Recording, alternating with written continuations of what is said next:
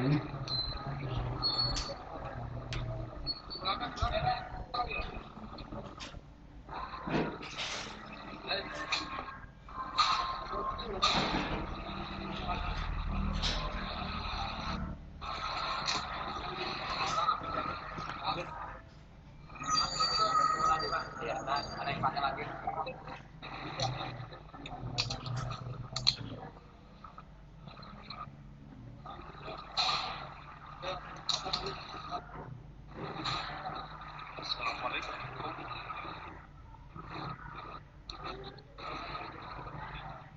Halo, assalamualaikum.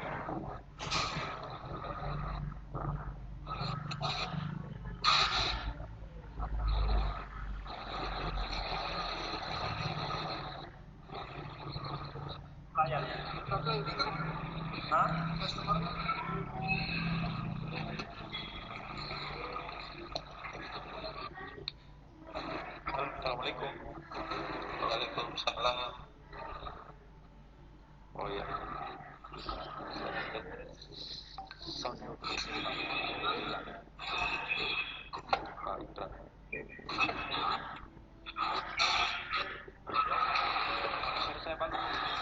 Ya sih bu, saya ini makasih. Iya. Mailnya masuk.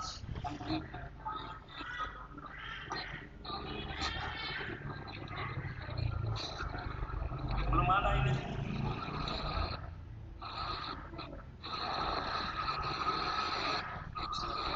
Jalan cuma Irlan.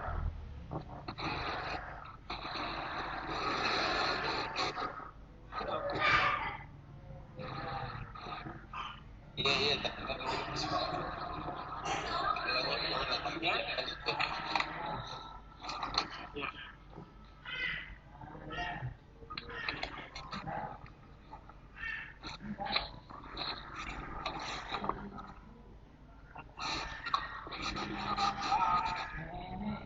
Irlan jalan di mana ini ributnya? Masih.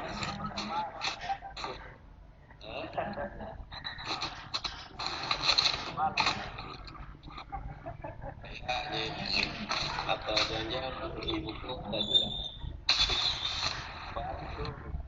Iya. Terus kedatangan Masih di sini.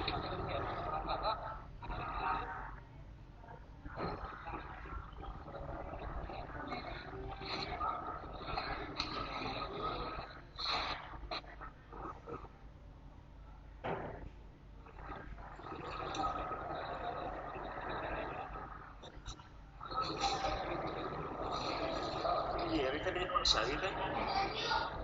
Terminal 1A. Ini Lion Air. Angkatan dari Terminal 1A. Anda Irlan ini. Nggak bisa baru posisinya dia sekarang mas mungkin tidak sadar.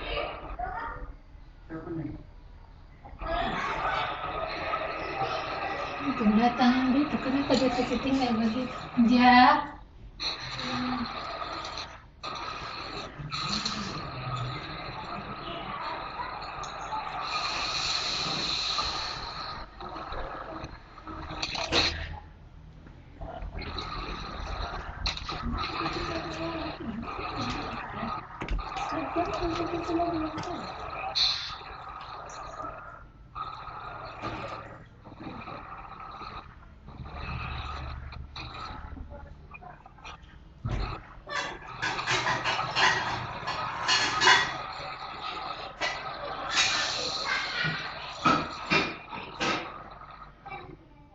Kita pakai tuh. Headset.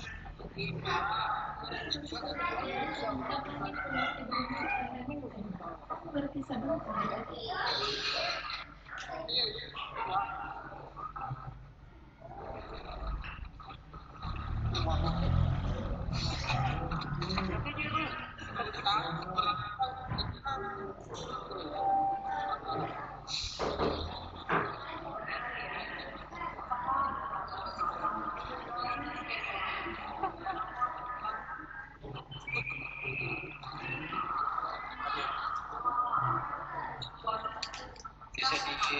dulu mungkin kenapa Dilan kayaknya mau terbang ini.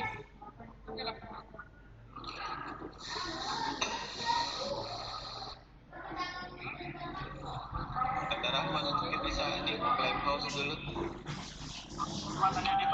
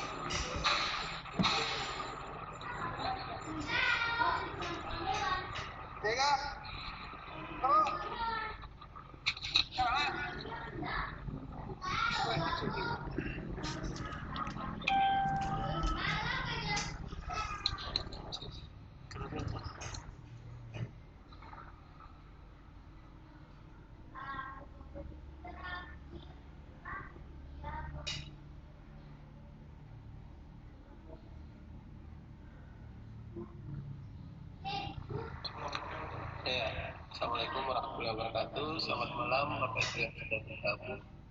Walaupun masih sedikit, malam ini kami masih materi Pak dan Dito Anggono beliau akan mengikuti batch ketiga kayaknya, mengikuti VCT dari batch pertama, tapi nanti VCT batch 3 baru menuntaskan tugas-tugasnya.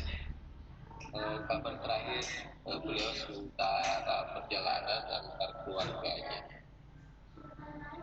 Mudah-mudahan beliau tidak cancel, beliau cuma bilang agak terlambat. Semoga bentar bisa bergabung dengan materi beliau berjudul Euforia Nomophobia. Pengantarnya ada di flyer. Nomophobia itu apa? Saya pun baru saja beberapa hari yang lalu mencari informasi tentang nomophobia. Ternyata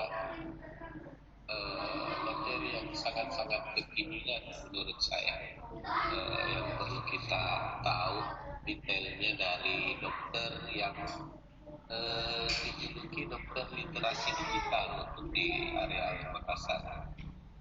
Beliau dosen juga di Fakultas Kedokteran, jadi saya rasa untuk edisi Lontara malam ini menurut kami ini materi yang sangat-sangat bagus untuk pembuka kegiatan Lontara dari Sulsel. Di deretan partisipan saya lihat sudah ada Ibu Umi. Apakah ini Ibu Umi sang legenda Vicon Indonesia? Bisa di-unmute Bu, kita ngobrol-ngobrol dulu.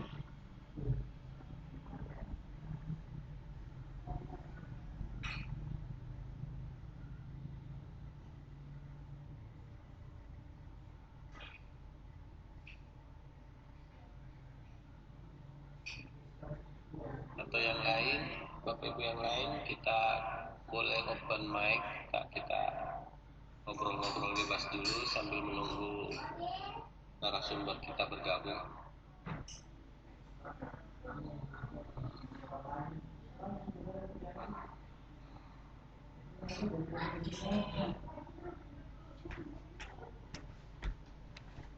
Moderator sudah hadir. Samsyir ini alumni VCT batch kedua atau batch ketiga ya.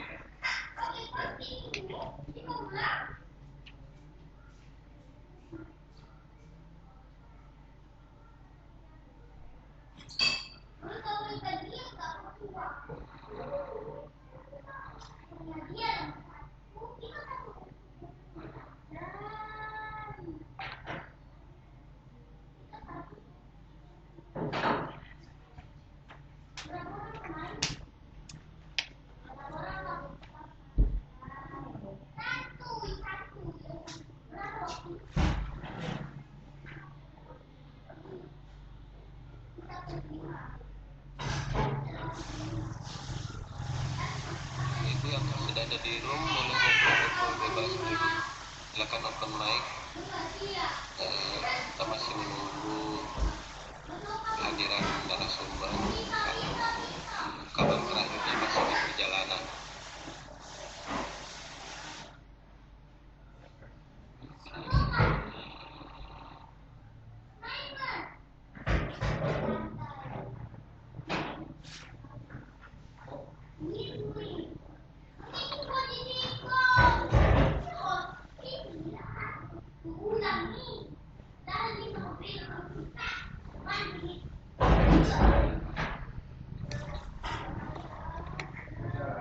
Waalaikumsalam.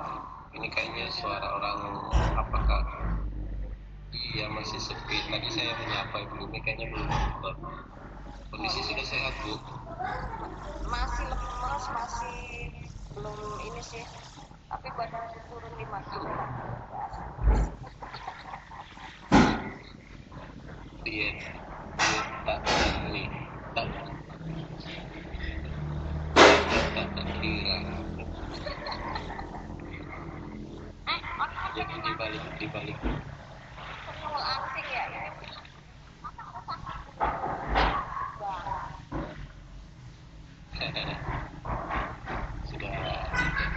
sudah jalurnya disuruh langsing melalui jalur penyakit. Selamat malam Bapak Ibu. Jumpa lagi kali ini kita di jalurnya apa?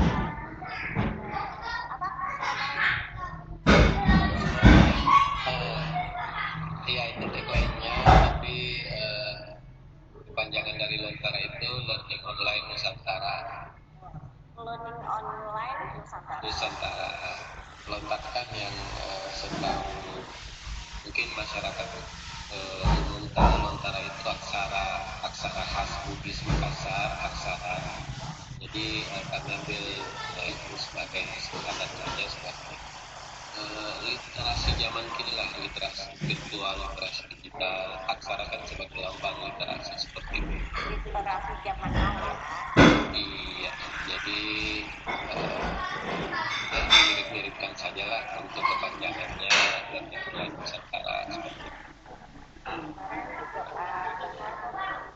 Ada indikator dari Iya. Mudah-mudahan sih saling konsisten aja ya, nggak di awal aja, mudah-mudahan bisa konsisten ya. Kita menciplak 100% dari ada di mana sadar sudah 100 episode lebih dan manfaatnya iya 104 lebih 104 dan menuju 200 300 otomatis yang saya ambil positifnya manfaat dari sadar ini membuka mata bukan sedikit guru tapi ribuan guru bahkan tak terkira di seluruh Indonesia bahwa kita bisa belajar dari rumah sendiri dengan biaya murah tanpa kendala ini itu asal punya niat untuk berbagi belajar pasti bisa. Jadi itu yang kami tarik bahwa sadar ini mungkin terlalu sedikit episodenya kalau hanya sekali seminggu. Kami berharap ada kegiatan-kegiatan lain yang rutin, jadi kami buka juga untuk hari Sabtu malam minggu terutama yang mungkin bagian guru-guru mungkin sebagian guru-guru mungkin masih sama keluarganya, tapi sebagian juga pasti ada yang masih punya niat belajar lah. Jadi mudah-mudahan di jadwal malam mingguan Lontara masih punya ada partisipan tersendiri buat guru-guru yang mungkin belum tidak punya teman apel atau apa. Insya Allah. Tapi yang ada dari Solo Raya. Iya, ini berkat diberi izin share informasi di grup sadar. Nah, mungkin ini peserta dari grup sadar bisa share lagi. Ini bagus ada dari Solo Raya. Mbak Nasrul ini kalau nggak salah dari luar Sulsel juga. Iya, dia ada di Sadar 4 kalau nggak salah. Iya. Kita belum masuk Sadar 4. Padahal masuk aja. Kan linknya kemarin udah aku bagiin. Ini belum monitor. Nanti ya, saya masuk. Selamat malam Bapak Ibu, silakan silaturahmi ya. Nggak harus mendengarkan karena ini bukan pakai webback event seperti Sadar. Ini pakai webback meeting yang biasa, jadi Bapak Ibu bisa berkomunikasi sebelum mulai. Kita ngobrol-ngobrol dulu, kita silaturahmi dulu, gitu ya Pak ya? Betul sekali, betul. Main, karena insya Allah silaturahmi itu akan membuka pintu-pintu rezeki walaupun kita silaturahminya lewat online gitu. Betul sekali. Saya juga sama Pak Imran pernah ketemu nggak sih? Pernah ya di Jakarta kan? Iya sih, sama 2 tahun kemarin yang lagi launching kanal ini. Oh ya kanal ini kita bisa ya. Kemarin ada case nggak sempet datang kan, tepar banget udah Ini sama guys, nggak berani pakai ide karena ya ini mempertimbangkan nanti kan rumah belajar level 3 ada undangan juga, ada undangan yang pekan ini, jadi biarlah korbankan guys biar dapat izin untuk ini kegiatan yang level 3. Pilih yang penting saja. Di Roncet ada yang tanya ini bahas aksara lontara ya? Bukan Pak, ini lontara atas namanya aja.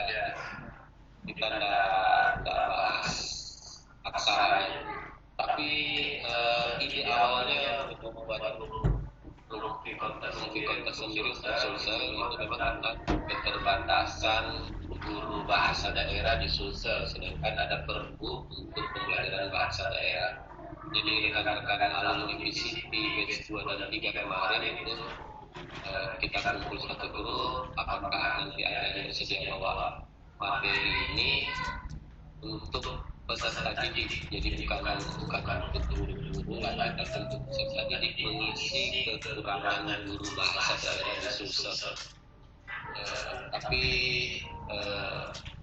salah satu kendalanya karena ini perbu dan kita tidak punya izin resmi dari dinas pendidikan, jadi kita ambil kata lontaranya saja menjadi learning pendidikan Nusantara, bukan untuk pembelajaran bahasa daerah, tapi untuk semua materi yang ada manfaatnya untuk pendidikan atau keseharian kita sebagai pendidik, seperti itu.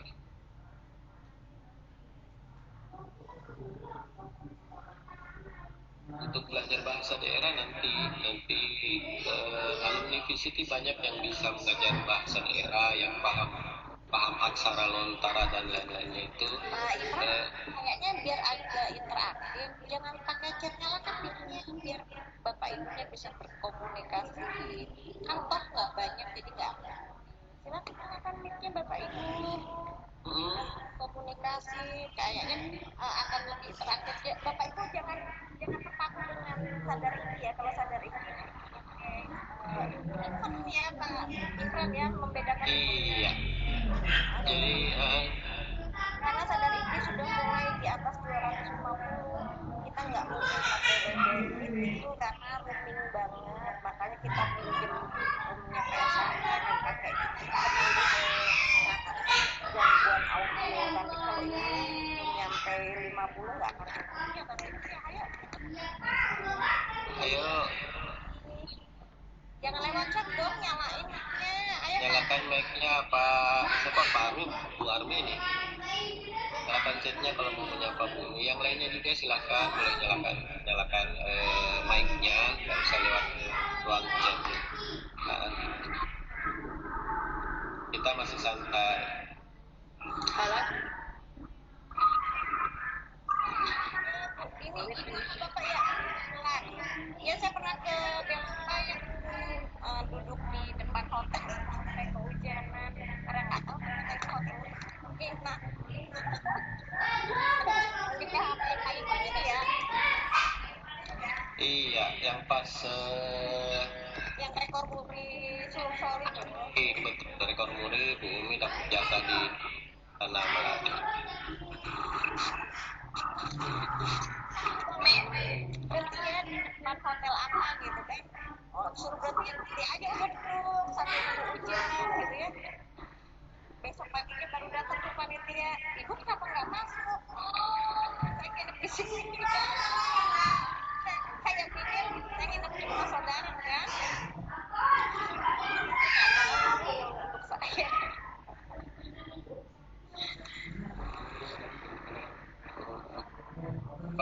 Padilan masih di bandara atau gimana nih posisi? Padilan monitor nggak? Saya masih di bandara. Bandara mau terbang atau lagi sudah landing? Terbang. Saya di Wah, ini jadi nggak apa. Iya, nggak apa-apa. Selamat di perjalanan saja, Pak. Semoga sampai di tujuan ya Pak Dirwan. Sorry nggak bisa nemuin.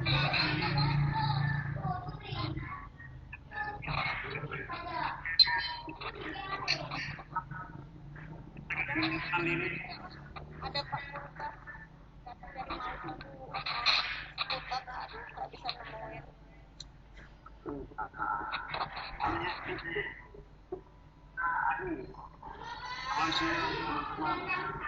kita reunian sedikit dari bukan sadar salam dari mereka buat bumi.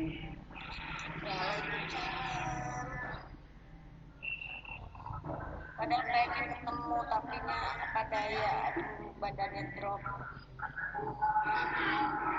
Oke, dilanjut ke Pak Nurul, mungkin nanti sebelum berangkat mungkin saya bisa membuka aja sebentar atau bagaimana begitu. Silakan saya berkenan dulu. Oke, Pak Indra, santai aja, Pak. Bapak Ibu nyalain, kita ngobrolnya berdua aja ya, Pak Imran ya? Iya, Pak, ini Atau Pak Imran nyalain mic-nya satu-satu terus disapa, Bapak Ibunya dari mana? langsung aja deh, ini kayaknya semua alumni VCT semua deh. Sudah tahu nyalain mic-nya lewat mana. Ayo yang Malu-malu loh. aduh, kok malu-malu. Kok malu-malu. Pak Suban mungkin mau ngobrol, Pak Suban, silakan, Pak. Aku ya malu-maluin ya ampun. Pak Subhan 14 ini kayaknya dari Jawa Barat ini. Bener, langganan sadar beliau. Pak Subhan hari ini kan? Pak Subhan 14.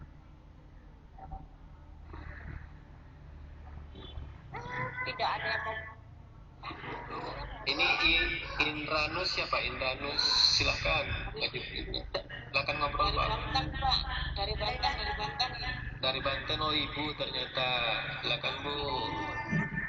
Ada Bunda Juanita juga loh. Oh, Teteh. Halo, Bunda. Hah? Ganggu. Wah. Halo. Kayak minum. Ya gimana mau minum? Minum. Banten Pak, Banten.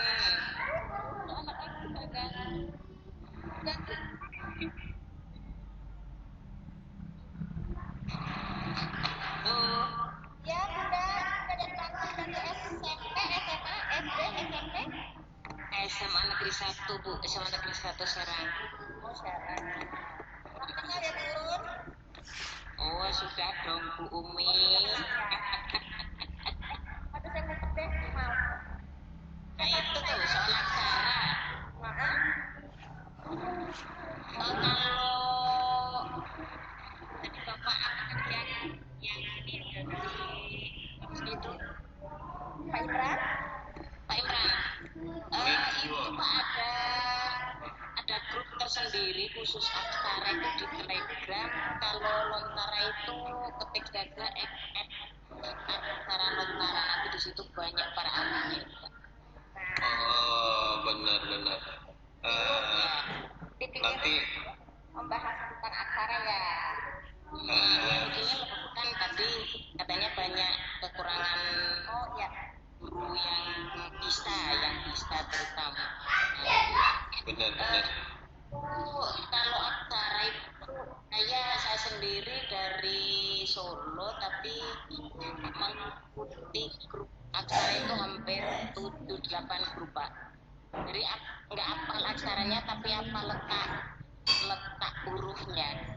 Karena dari Unicode itu sendiri, dari aksara Jawa, Sunda, Bugis, Lontara, Rejang, Bali, kemudian Khmer, dan itu huruf itu sama di satu letak gitu. Jadi ngetik itu hafal ininya sendiri, apa letaknya sendiri. Jadi Bunda guru bahasa? saya guru bahasa Inggris, Bu, tapi ikut caranya karena ngajarnya sastra, jadinya mau nggak mau mengikuti perkembangan aksara itu sendiri. Mungkin bisa jadi satu masukan nih Pak Iksan ya, dengan kita Benar. komunikasi. Jadi begini ya. itu diketik saja karena nanti keluar sendiri, ada Jawa, Sunda, Bali, Lontara, Bugis, terus Rejang. Itu di Indonesia yang sering itu gitu. Baru nanti kalau Di Telegram Bunda ya. Telegram, tapi harus kalau pakai PC-nya harus yang sudah tahun 13 kalau nggak salah ya. 10 terus kalau di HP harus di dulu.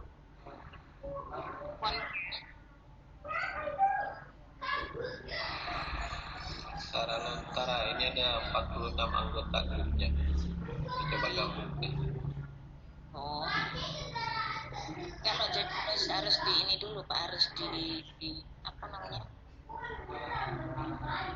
HP-nya pakai iPhone boleh, pakai headphone boleh gitu ya, headphone-nya. Ya. Jadi Ya. kalau yang di luar Jawa itu mudah settingnya, yang paling susah itu Jawa karena masih gunanya. Kalau yang aksara lain semua sudah lengkap, jadi nggak belum lagi seperti aksara kita. Iphone saja kalau sudah mengikuti. Ini masukan aja kalau berminat gitu. Terima kasih Bunda ya. Terima kasih informasinya Bu. Nanti kami ini cari siapa yang bersedia bawa materi ini. Nah, itu bisa diangkat ke sini kan. Lumayan kan, bisa dipakai untuk literasi, minimal anak-anak jangan putus kenal dengan aksara sendiri lah gitu. Betul. Niat awalnya sih pakai nama Lontara itu untuk di situ kita disusul kan sudah ada pergub untuk pembelajaran bahasa daerah, cuma ternyata menurutnya itu agak mandek karena kekurangan guru yang mampu membawakan pelajaran itu di sekolah. Jadi awalnya kepikiran untuk mengisi lewat pembelajaran virtual lewat Vicon. Nah, kendalanya lagi siswa belum mengenal dunia Vicon. Jadi pelan-pelan, makanya Lontara kami bagi 2 sesi. Yang Jumat sore itu untuk Lontara Kids, untuk para pelajar, ekspresi.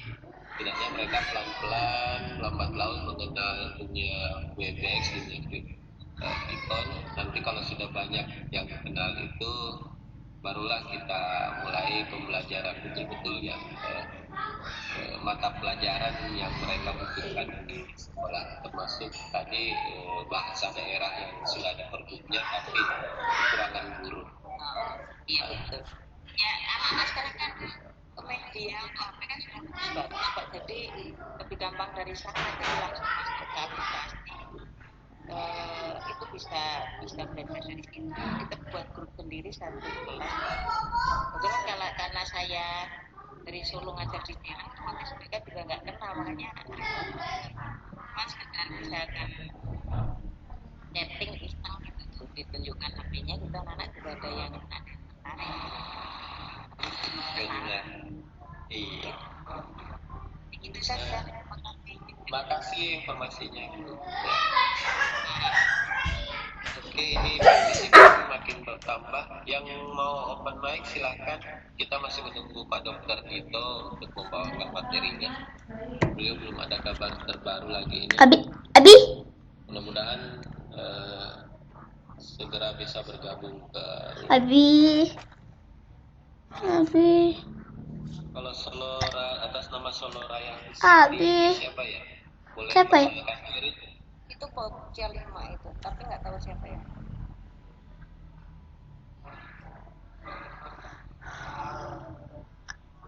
Bisa malu-malu buka mic-nya. Halo, Mbak Ulan. Bumi. Halo, assalamualaikum.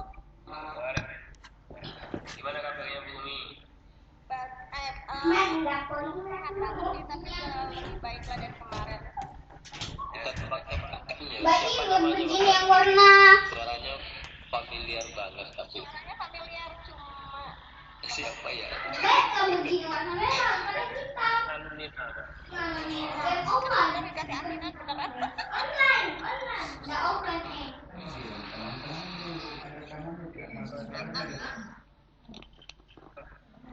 Minta bocoran inisialnya. Siapa ya?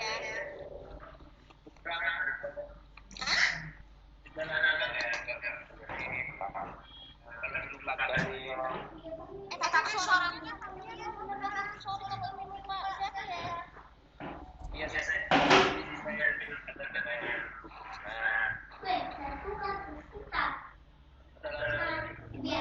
Oh gitu. Pak Yudin sebutin nama biar Pak Yudinnya kenal.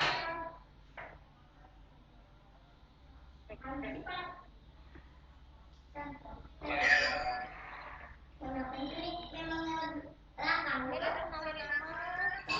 Biar Bapak Ibu kenal. Masa kita panggilnya Mas Solo gitu.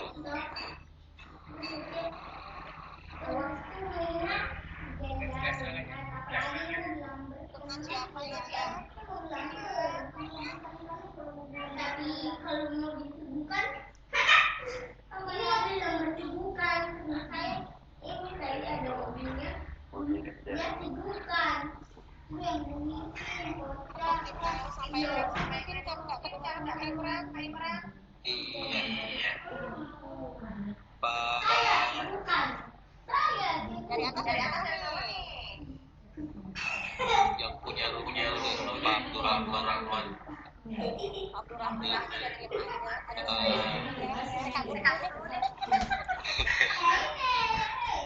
Abdurrahman ini beliau posisi di Masamba paling ujung dari Sulawesi Selatan. Iya. Dekat dengan Danau Matano. Beliau tuh dekat dengan Danau Matano. Kapan aku datang ya ke sana ya, mudah-mudahan ya. Kalau sampai ke Sorowako sana pasti perlu deh. Saya sempat ke sana semalam 3 malam dan pengalaman pertama merasakan gempa bumi langsung. Tapi tempatnya juga naik bis yang gede itu. betul, naik bus yang gede. Cuma syukurnya pas itu pengalaman pertama merasakan goyangan bumi ya. Tapi tidak sampai apa-apa. Oke. Ini Pak Abdurrahman, beliau senior saya loh di kampus, cuma nggak sempat ini. Mungkin sempat ngospek dulu ya Kak ya. Kayak Salam kenal Bapak, maaf ya, saya lupa. Maaf ya Bapak. tidak apa-apa Bu, saya sudah lama di PCT. Saya ngumpetnya matiin. Enggak usah gitu Bu. Ya, kalau di Sorowako ini itu di sekolah sehingga Iya. manajemen sekolah sekarang menyerahkan bantuan komputer yang dari Kemendikbud Jakarta itu ke ruangan saya. Alhamdulillah, luar biasa. Rahman ya. Berkah dari PCT. Karena kan sejak ikut PCT di batch 3 itu saya sudah sering bawa perkenalkan ini ke siswa. Akan membahas soal dengan siswa-siswa, walaupun mungkin masih belum angka 50 peserta, tapi hanya satu dengan anak-anak. Komentar murid-murid gimana, Pak? Pada sebagian mereka merasakan hal positif.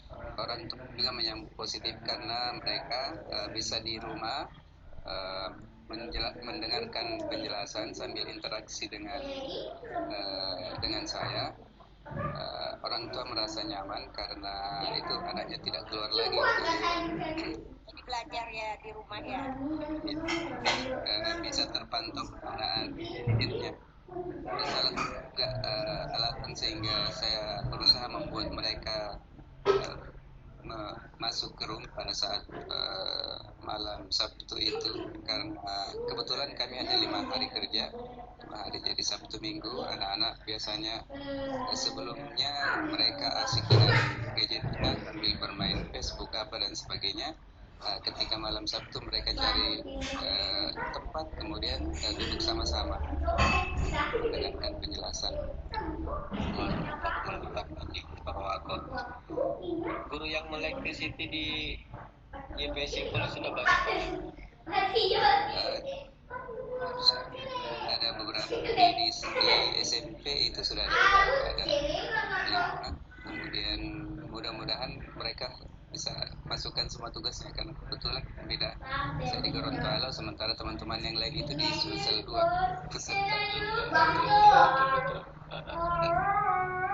Oke, mudah-mudahan di daerah Sorowako lancar terus. Ditunggu deh untuk lontar aktifnya. Terima kasih Bu. Siapa tahu siswanya mau mengisi Pak untuk lontar aktif yang Jumat sore. Insyaallah saya sudah sampaikan ke pembina OSIS-nya. Kami lanjut untuk membuat presentasinya. Monitor yang tertarik, lalu mereka mengikuti kegiatan PMR dan cara yang mereka ikuti mungkin mereka bisa belum itu. Betul. Nanti kita ini fixkan di grup dulu. Kita masih jadwal untuk lontar aktif pekan depan masih kosong sih. Masih kosong. Belum ada yang menawarkan diri. Oke. Terima kasih Bu Nik. Pak Aris. Saya yang ini jadi macam-macam. Ada yang Pak Imran. Ini mau buka suara satu lagi Pak Aris Pak Dani. Tolong Pak bersuara Pak. Biar rame-rame dikit sambil kita nunggu Pak Dokter Dito ini belum ada dari deretan. Ngomong yang matiin mic-nya Pak Aris. Aris.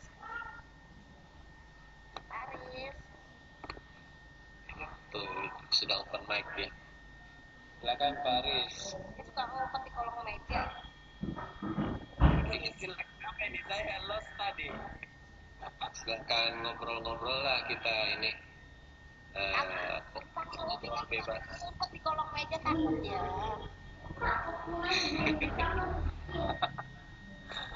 Iya, ini Bapak Ibu sambil yang lain sambil kerja aja Pak Ibu ya. Saya juga di sini sambil buka dapodik. Sambil nunggu Pak Dokternya belum datang. Silakan Pak Aris ngobrol-ngobrol pengalamannya di Pesiti kepada apa yang sudah sempat si sadar. Tenang dia datang pulang.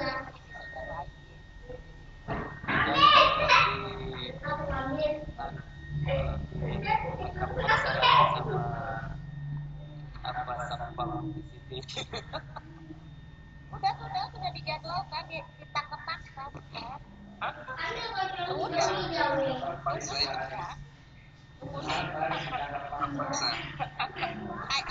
nggak tahu aja paksa.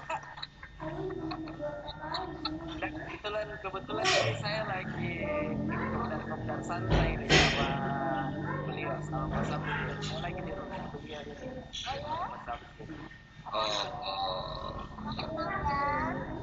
Ya. Saya jangan didengerin. Ini kayaknya duit mau nanti level 3 ini. Terima. Sudah mempersiapkan skenario tersendiri ini kayaknya. Ya, Belajar tahun ini banyak alumni VCT ya. kalau tidak salah Kak, ada sekitar berapa orang ini? Baiklah. Hampir separuhnya Ibu Rita Lumayan Kak. separuh dari yang lolos di Sulsel semuanya alumni VCT. Oh iya. Aku lihat banyak alumni VCT, Pak Herudin, Bu Chandra, Ya kan nggak masuk. Pak Yandri. Pilar VCT aja masuk Cuma gua doang yang nggak daftar. untuk tahun disisakan untuk tahun depan. Belum Pak. Saya ngajak-ngajak VCT dulu aja. Nanti ketemu di Makassar sama beliau-beliau orang tempatnya Makassar sana. Ya. Pak Dirlan Sidra ini. Iya, siap. Ya, banyak lah yang akan nanti disinggahi sana. Saya mau sekali coba itu yang viral di tempat kemarin. Apa itu? Barongko. Nanti Apa itu orang makanan ini olahan dari pisang. Sempat kemarin dijadikan materi. Ini khas Sulsel, kuliner khas Sulsel. Viral kemarin. Juga sempat ini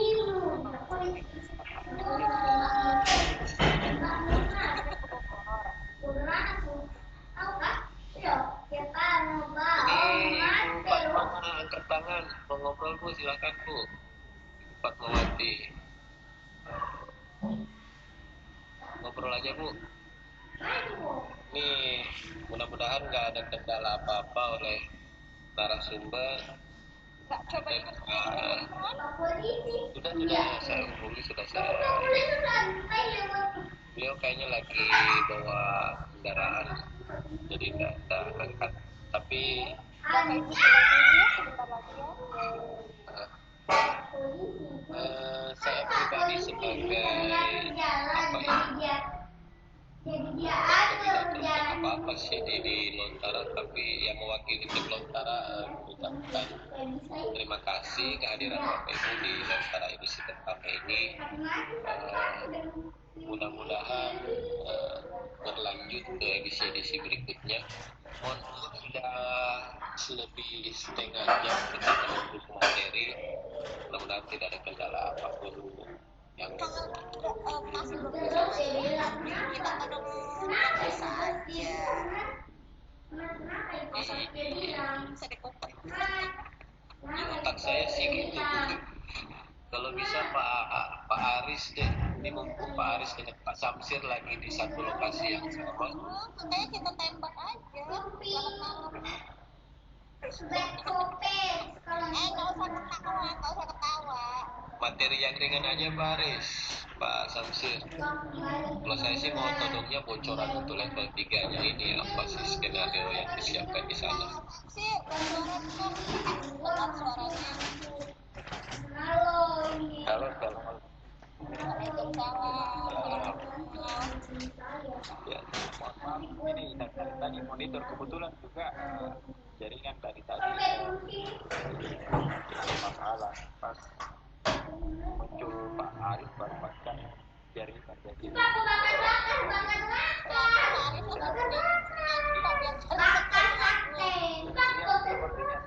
sepertinya itu Bu.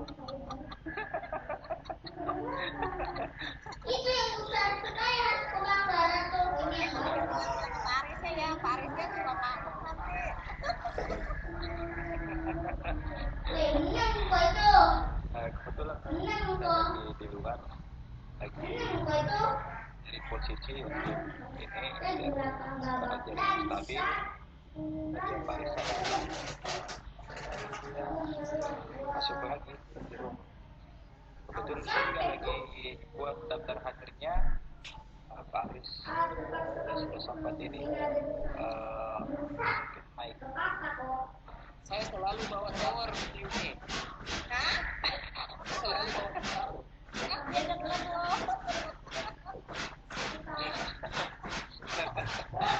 Mana dengar ini saya lagi di rumah ini. Ya tahu aja saya mah. Saya tuh sengaja.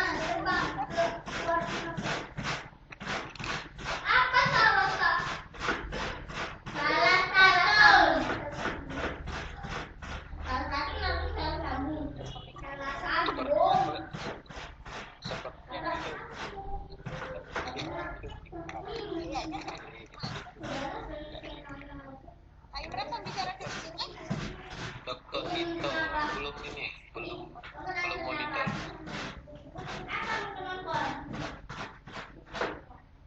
Pak Aris siap-siap ditodong. Jadi isi materi 5 menitan aja, 5 sampai 10 menitan. Apa cari langkah dikerjaannya apalagi materi 5. Tuh, Bu Abdi langsung setuju. Itu Bu Abdi lagi buat player halo. Bapak Ibu, maaf ya kalau saya ini rame-rame habis dari tadi sepi, jadi cukup rame. Nanti saya duduk manis. Terima kasih, ini legenda ikon Indonesia hadir malam ini belum parah.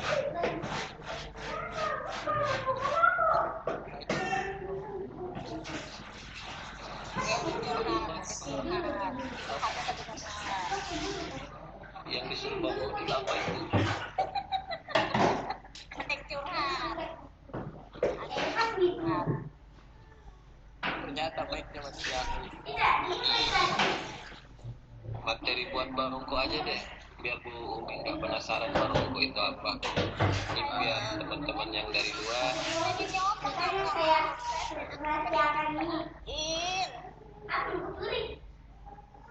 Pengen jadi barongko itu makanan yang gampang awet gitu.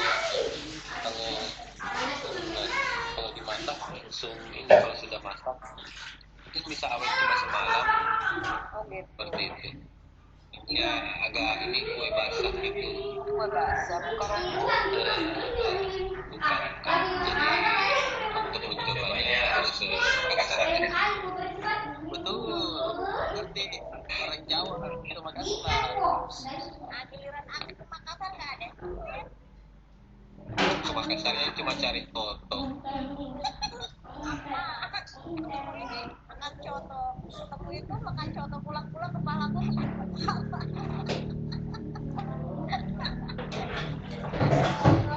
pening kepalanya. Ayo yang lain, siapa yang mau ini? Pak Aris gimana Pak Aris? Ini tawaran saya dengan teman-teman yang lain. Pak Aris aja dulu ngisi malam ini bareng Pak Samsir. Materi ringan aja Pak, yang bisa direkam-rekam gitu. Waduh, dari apa ya? Pak aja deh, buat stiker kah, buat apakah? Iya Pak, daripada nunggu pemateri kasihan tahu Bapak Ibu. Nanti ketemu dikasih asinnya. Soalnya chat saya ke Pak Dokter belum dibaca ini. Gak usah dibaca, santai Pak.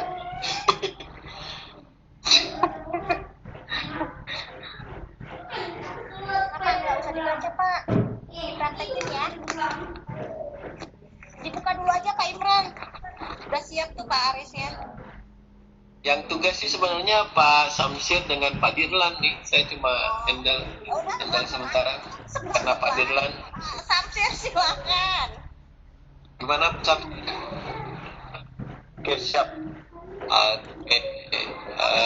Vicky ya. Selamat belajar Bapak Ibu. Terima Terima kasih. Oke, Assalamualaikum warahmatullahi wabarakatuh. Selamat malam Bapak Ibu semua. Alhamdulillah malam ini edisi pertama Lontara Learning Online Nusantara. Iklan kami dari Sulsel untuk Nusantara. Sedikit memperkenalkan Lontara ini diisi oleh pegiat-pegiat VCT, alumni VCT dari Sulsel. Tapi kami tidak menutup kemungkinan Bapak Ibu yang dari luar Sulsel yang ingin memberi sumbangsi materi, silakan kontak kami sebagai tim bekerja di belakang dari Lontara ini. Learning Online Nusantara ini lahir tepatnya di batch 3 kemarin. Sudah izin ke Gatot, cuma dengan kesibukan teman-teman di VCT batch 4 dan batch 5, akhirnya Lontara baru bisa beredar di dunia virtual, di dunia tol langit pendidikan malam ini. Berkenan mengikuti kegiatan Lontara, khususnya di setiap malam minggu.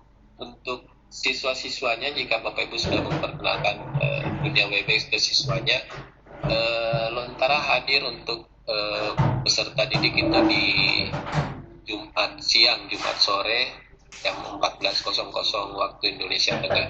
Itu khusus untuk peserta didik, kami namakan Lontara Kids. Nah, untuk Bapak Ibu yang berprofesi sebagai guru atau yang bergerak di dunia pendidikan, Lontara untuk guru atau untuk pendidik itu tayangnya di malam minggu jam 20.00 waktu Indonesia Tengah. Mudah-mudahan untuk Lontara berikutnya kita bisa permanenkan waktunya menyesuaikan dengan aktivitas Bapak Ibu semua.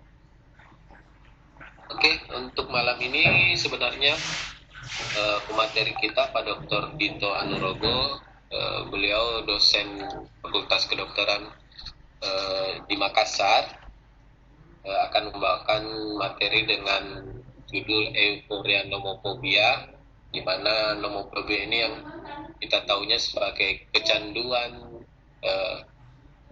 gadget atau kecanduan HP,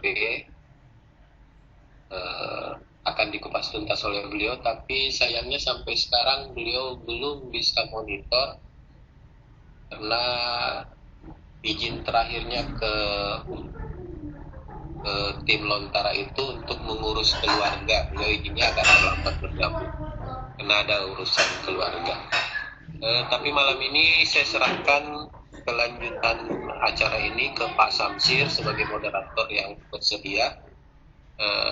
Di sebelah beliau saya yakin ada Pak Aris Pata yang bisa berbagi ataukah duet untuk mengisi malam hari ini. Untuk efisiensi waktunya saya akan standby di kontrol mic Bapak Ibu semua, dan sambil menunggu kontak dari Pak Dr. Dito, saya serahkan room Webex malam ini ke moderator kita Pak Samsir. Beliau posisi ada di Luwu Utara sana. Kan Pak Samsir, itu dan tempatnya saya persilakan. Baik, terima kasih Pak Indro atas kesaksian. Assalamualaikum warahmatullahi wabarakatuh. Bapak Waalaikumsalam. Kita bertemu dalam di meeting room Lontara di pertama malam ini, yang sedianya kita akan sama-sama dengan Dr. Dito Anurogo dari Euforia Nomofobia, tapi karena satu dan tadi beliau belum sempat bersama dengan kita di room, sehingga ada alternatif, dan kebetulan ada materi yang Aris Fattah adalah guru SMA negeri di Utara. Insyaallah pada saat ini akan bersama-sama dengan kita masih dengan materi mengubah gambar jadi sekedar informasi bahwa ini ada kalau seorang sendiri dan S2 selama ini beliau lolos ke level 3 di kelas 4 di rumah belajar di Kementerian Pendidikan dan Kebudayaan. Saya kira untuk di efektif dan efisiennya kita malam ini, saya persilahkan langsung kepada narasumber hebat kita, Bapak Aris Fattah, untuk menyampaikan materinya. Waktu dan tempat disilakan. Silakan. Oke, Assalamualaikum warahmatullahi wabarakatuh. Selamat malam dan salam sejahtera untuk kita semua. Jadi ini barusan saya lihat Pak Dito, bedakah ini Dr. Dito dengan Dito Nugroho ini? Kayaknya barusan live ini. Halo? Ada ya, beliau sempat masuk ya? Kan baru-baru sekali nih saya cek ini ada keterangan di atas Dito Nugroho live meeting. Dito Anurogo. Beliau Dito Anurogo. Apa mungkin kendala sinyal juga ya? Sampai karena tiba-tiba merasa diganti, beliau live saja atau gimana? Enggak, saya konfirmasi kok ke beliau bahwa ada materi pengantar sebelum materi beliau. Oh gitu. Ah, ini sudah join lagi. Ya. Gimana ini? Lanjut? Kalau beliau sudah siap, kita lanjut. Pak Aris bisa di-cancelkan untuk minggu depan. Oke deh. Tidak ada masalah. Selamat bergabung Pak Dr. Dito. Sudah bisa. Pak Aris jangan hore-hore ya. Sebenarnya hore-hore sih. Jadi utang minggu depan. Minggu depan kami ada di kami ada di Makassar. Ya rame lah.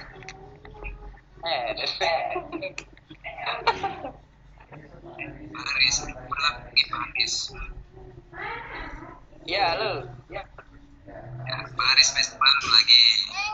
Bilang kayak masukin ke kulkas yang tapi sana. Apa yang Ke kulkas tapi yang di sana. Besok aja dimakan. tuh Pak Aris mau dimasukin kulkas tuh. Maaf. Selamat malam Pak Dokter. Pak, sudah siap ini bawa materinya? Sudah cek sound dulu kita. Assalamualaikum. Waalaikumsalam. Alhamdulillah.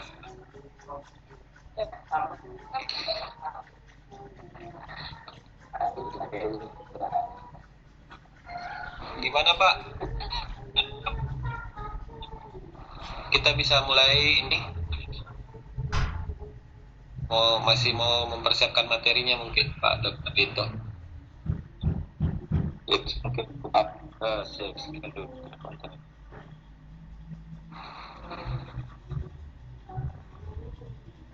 Ya, sambil kita nunggu narasumber kita siap untuk share screen-nya, beliau sudah di posisi presenter. Neng dapat ini nih.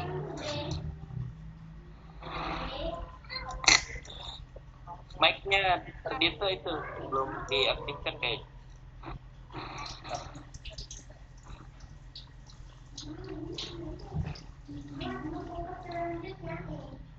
Gimana Pak Dokter?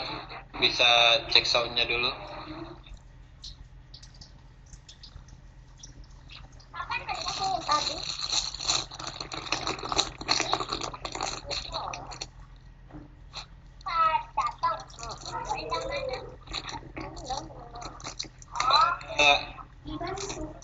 gimana Pak Dirlan, mau kita link kamera Pak Dirlan ini masih posisi nunggu di ruang tunggu deh. Bisa handle jadi host sementara.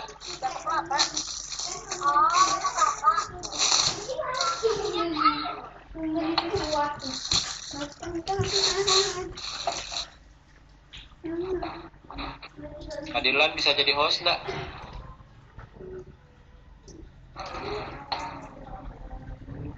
Assalamualaikum Pak Dirlan.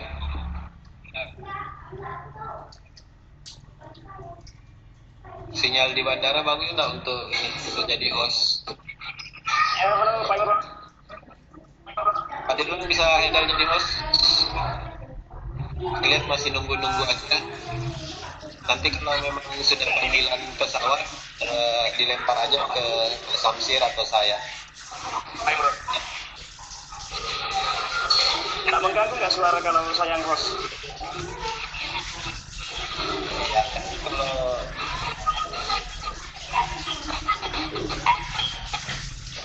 dicoba aja dulu deh.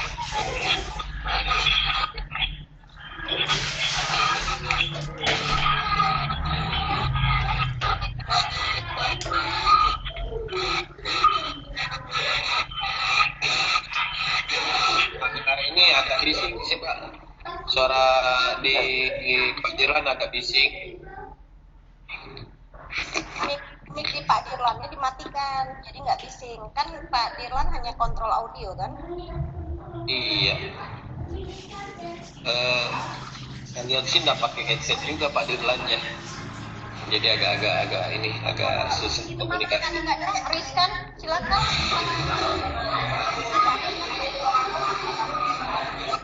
Gimana Pak Dirlan?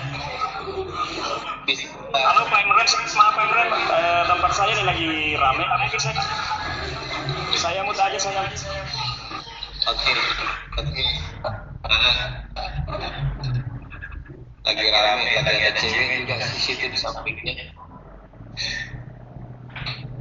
Gimana Pak Dr. Dito, apa sudah siap untuk share screen?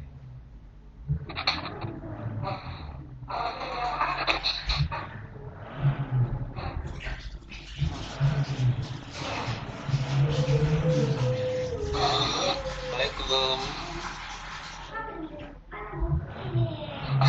Beliau Ketua IGI Bulukumba.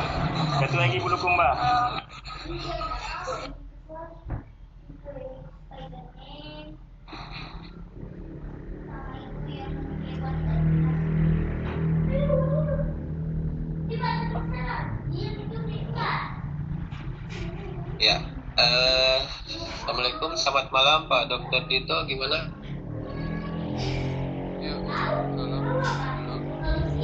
Iya, sudah siap Pak untuk ini share screen-nya.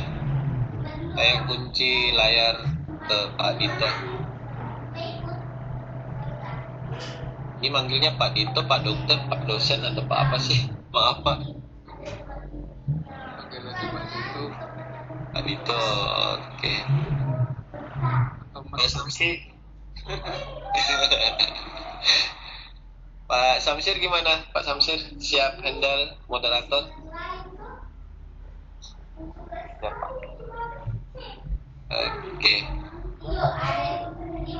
Oke, malam ini tadi saya sudah opening sedikit biar tidak terlalu banyak terbuang waktu dengan teman-teman yang sudah hadir. Bapak Ibu, ini sangat sudah lumayan ramai.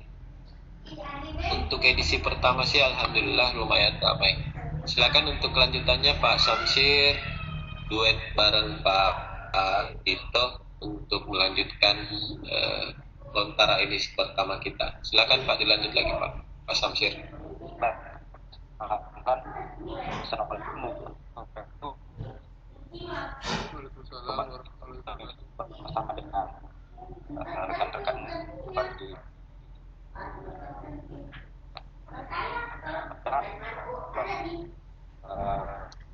kita akan membahas materi Deputina ya, sebenarnya adalah orang dosen fakultas Ilmu Kedokteran Universitas Muhammadiyah Makassar.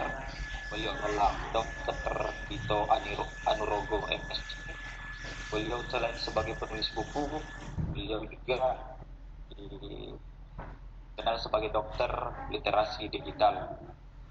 Nah, sebagaimana kita ketahui bahwa Nomopedia ini sebuah media jadi materi media ini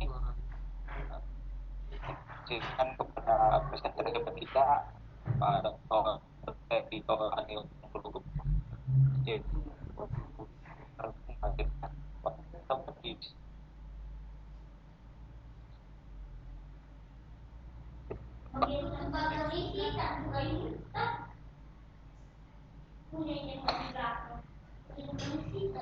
Silakan Pak Dito mulai share screen.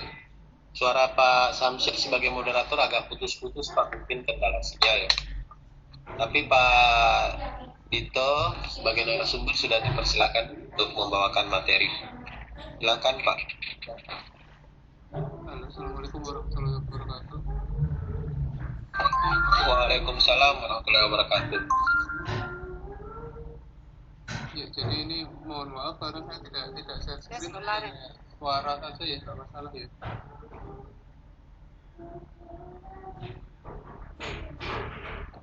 Silakan Pak, mungkin langsung apa ya, inti dan mungkin enaknya nanti kita diskusi. Tapi diskusinya saya ini minta tolong Pak Samsyir, kalau sinyalnya sudah lumayan Pak Samsyir yang handle untuk diskusinya.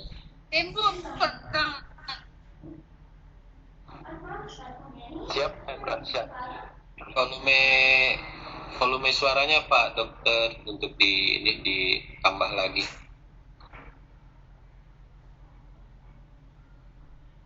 Halo, Assalamualaikum warahmatullahi wabarakatuh. Jadi sebagai pembuka, ini gawe atau gadget ini saat ini telah menjadi komoditi yang komunal ya. Semua orang dari berbagai kalangan boleh dikatakan telah memilikinya. Dari kota metropolitan, kota besar, pedesaan sampai ke daerah pelosok di pegunungan itu biasanya sudah terbiasa dengan memiliki gawai atau gadget, salah satunya handphone. Jadi ini fakta yang sangat mengejutkan juga, dan itu menimbulkan euforia. Jadi euforia itu perasaan senang berlebihan yang tidak terwujudkan dengan kata-kata. In harian Inggris The Telegraph pada tanggal 21 Oktober tahun 2015 itu menyatakan bahwa sebenarnya penjualan ponsel secara global diprediksi meningkat sampai 18%. Jadi pertumbuhannya itu terutama terdeteksi di berbagai negara berkembang, salah satunya Indonesia. Samping Indonesia ada juga China dan India. Dan pengguna ponsel pintar di seluruh dunia itu sampai tahun 2020 diperkirakan mencapai 6,1 miliar jiwa. Di Indonesia sendiri, menurut dailysocial.id, tahun 2015 pengguna aktif ponsel mencapai 281,9 juta jiwa. Jadi ironisnya telepon seluler merupakan adiksi obat terbesar di abad ke-21. Nomofobia itu kepanjangannya no mobile phone phobia. Jadi definisinya gangguan digital kontemporer dan masyarakat virtual berupa fobia atau ketakutan yang spesifik, di mana dijumpai ketidaknyamanan, kesedihan mendalam, kepanikan, kekhawatiran atau kecemasan yang disebabkan ketiadaan HP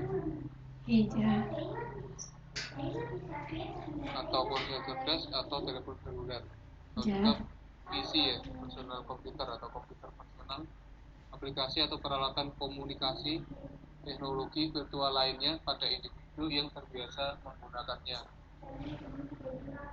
Jadi dengan kata lain, rasa takut yang bersifat psikologis saat kehilangan kontak, ketiadaan ponsel atau buruk sinyal.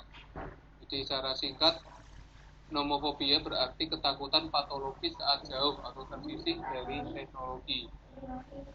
Terminologi nomofobia ini pertama kali dikemukakan pada tahun 2010 oleh kantor pos Inggris yang menugaskan YouGov, suatu organisasi riset di Inggris, untuk mensurvei kurang lebih 2.000 orang untuk melihat tingkat kecemasan akibat penggunaan ponsel cerdas.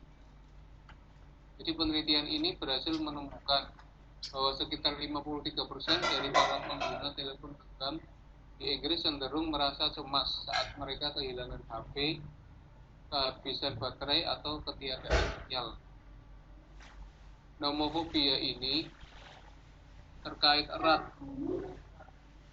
dengan penggunaan internet problematis alias internet use disorder.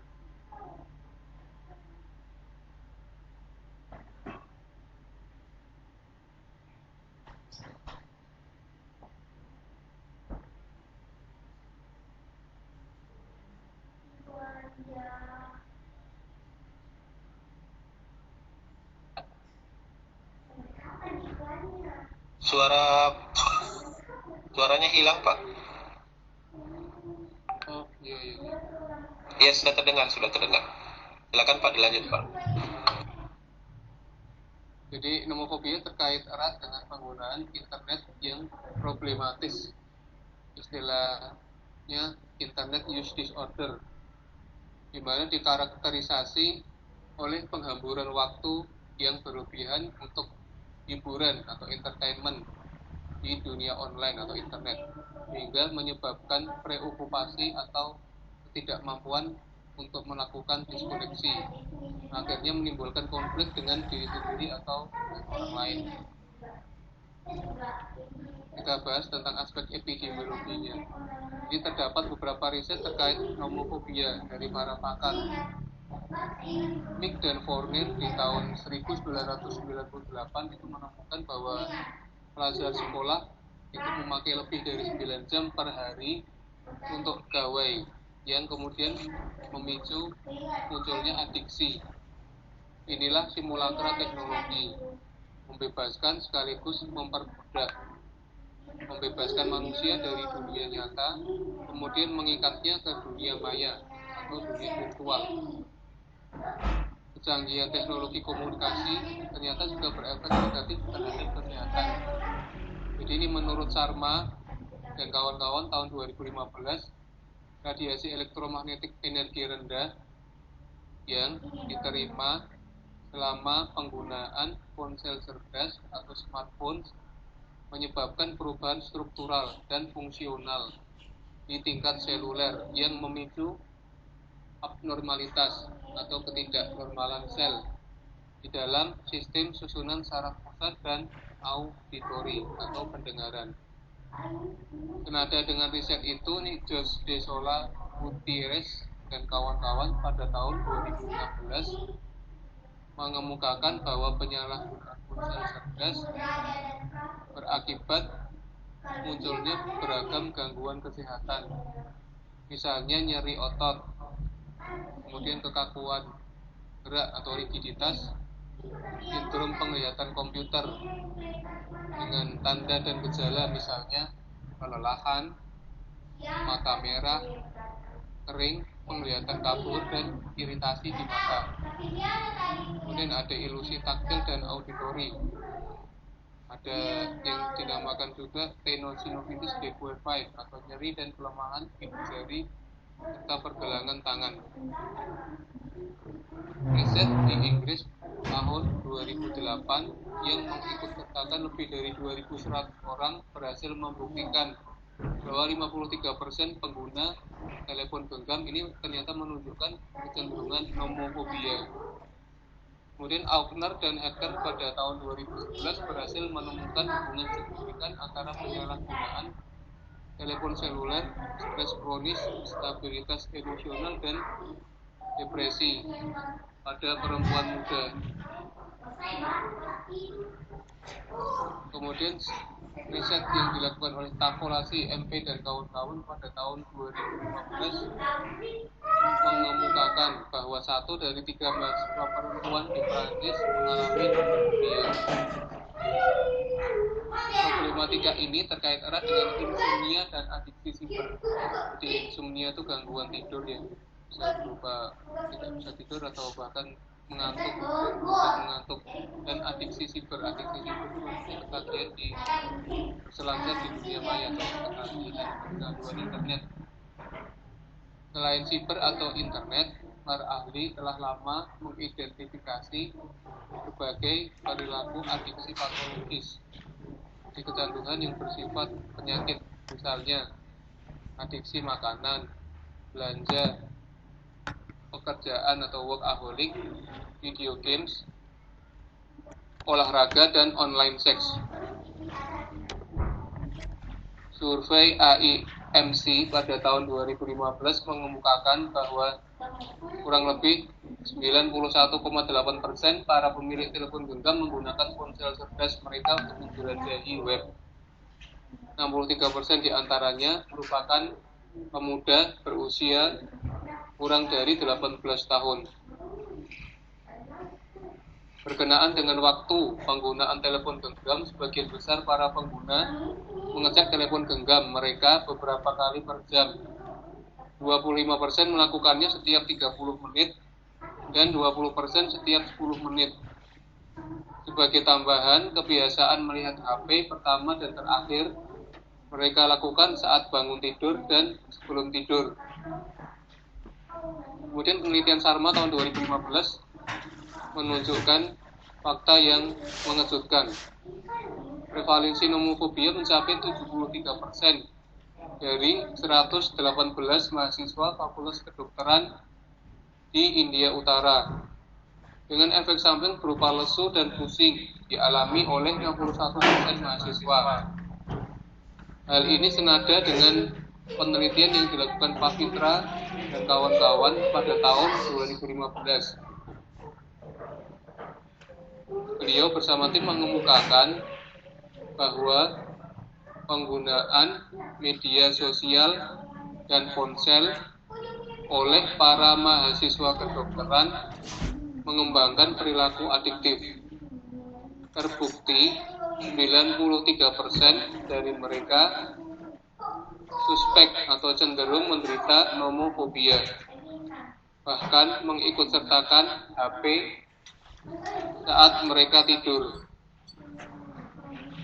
Kemudian sebanyak 83% mahasiswa panik saat lupa atau salah meletakkan ponsel. Yildi Rimse dan kawan-kawan ini tahun 2016 menyatakan bahwa sekitar 42,6% dewasa muda dengan jumlah responden 537 mahasiswa di Turki menderita nomofobia. Kemudian Uisal dan kawan-kawan tahun 2016 mengemukakan korelasi positif antara nomofobia dan fobia sosial di antara mahasiswa. Uniknya, didapatkan pula fakta bahwa semakin besar pendapatan keluarga, semakin tinggi rasio nomofobia. Kemudian ada 2 fakta menarik tentang riset nomofobia di Indonesia. Ini Rahmawati S tahun 2017 itu menyimpulkan bahwa mahasiswa Universitas Muhammadiyah Malang terkena nomofobia kategori tinggi pada dimensi tidak dapat berkomunikasi, tidak dapat mengakses informasi, dan tidak nyaman. Hasil skripsi ini diperkuat dengan konklusi skripsi juga oleh Mawardi DH pada tahun 2018 di Surabaya yang menunjukkan korelasi positif antara perilaku impulsif dan kecenderungan nomofobia pada para remaja pengguna media sosial Twitter. Juga semakin tinggi perilaku impulsif, semakin tinggi pula kecenderungan nomofobia mereka. Jadi sebenarnya bagaimana sih deteksi dininya itu nomofobia? Sebagai deteksi dini, penderita nomofobia ini menunjukkan gejala awal suka melakukan swapto atau selfie tanpa mengenal waktu dan tempat. Kemudian suka iseng menggunakan ponsel saat mengendarai mobil, motor, saat menyeberang jalan, ketika belajar atau melakukan rapat di kantor, bahkan ketika beribadah dan duka cita. Misalnya saja melakukan swafoto di kuburan. Penderita nomofobia kurang dapat mengendalikan diri saat menggunakan telepon genggam atau berada di dekat sarana komunikasi canggih. Dengan teknologi canggih itu, ia cenderung memboroskan waktunya untuk hal-hal yang produktif. Dan ada beberapa tokoh komunis ya, atau karakteristik kritis dan khas pada nomofobia. Pertama, merasa sangat takut, panik, gugup, bingung, dan atau cemas yang berlebihan dan irasional saat kondisi sedang tidak berada di tempatnya, terlupa di bawah. Kedua, penderita nomofobia suka menggunakan waktu luang untuk bermain telepon seluler atau kecanduan gawai selain untuk tujuan edukatif. Kemudian yang ketiga, penderita nomofobia umumnya memiliki lebih dari satu gawai. Jadi biasanya ini para penderita dia tuh handphonenya lebih dari satu. Kemudian keempat, dimanapun dan kapanpun penderita nomofobia terbiasa membawa power bank atau charger. Kelima, penderita nomofobia seringkali enggan mengaktifkan ponselnya. Dengan kata lain, gawai selalu siaga 24 jam. Sebelumnya, telepon genggam sering terbawa hingga ke tempat tidur. Keenam, penderita nomofobia hampir setiap saat melihat notifikasi melalui layar telepon genggam. Ia penasaran, adakah panggilan atau pesan untuk dirinya? Realitanya, gawai tidak berdering. Ketujuh, penderita nomofobia tampak panik atau tidak tenang. Saat masa mulai menipis, baterai gawai melemah, tidak ada sinyal, koneksi atau jaringan. 8. Secara umum, penderita nomofobia lebih menyukai berkomunikasi menggunakan gawai atau teknologi canggih daripada melakukan tatap muka. Kemudian ke-9, anggaran atau pulsa yang dikeluarkan untuk berkomunikasi cenderung besar. Ke-10, disertai tanda atau gejala tertentu. Tanda dan gejala nomofobia menurut Bhattacharya S. dan kawan-kawan tahun 2019 antara lain cemas, gemetar, perubahan pola pernapasan, menggigil, berkeringat, agitasi, disorientasi, takikardi atau denyut jantungnya yang meningkat. Kemudian penderita nomofobia atau nomofobik biasanya mengalami kesalahan sensasi, seolah-olah mendengar bunyi atau menerima pesan ponsel.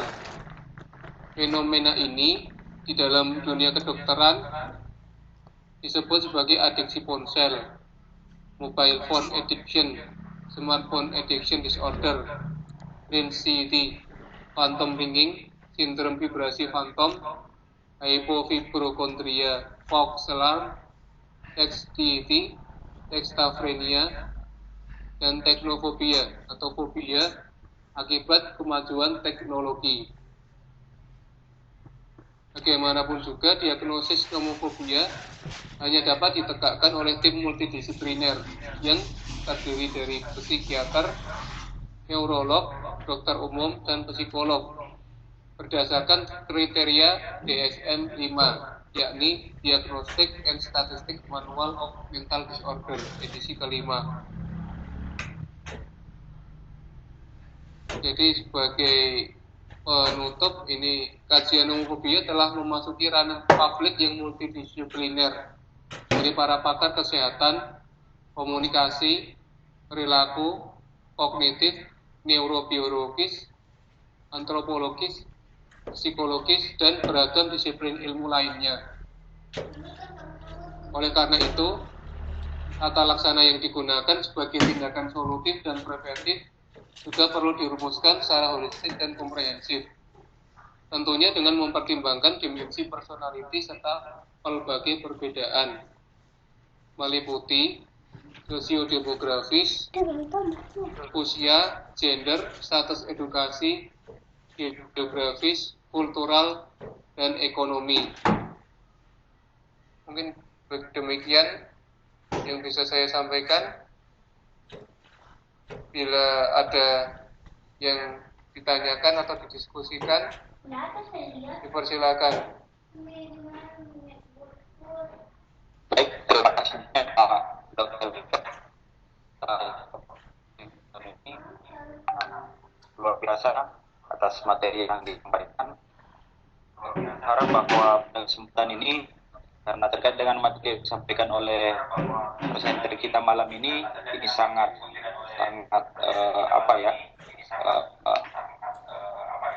betul langsung dengan tes saya kan tidak jarang kita memang sudah dengan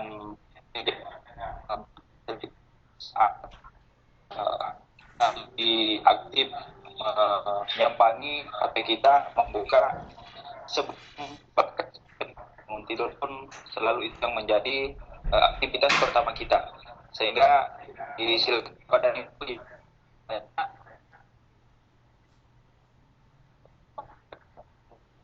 sesi pertama kita buka 3 pertanyaan. Silakan kepada Ibu.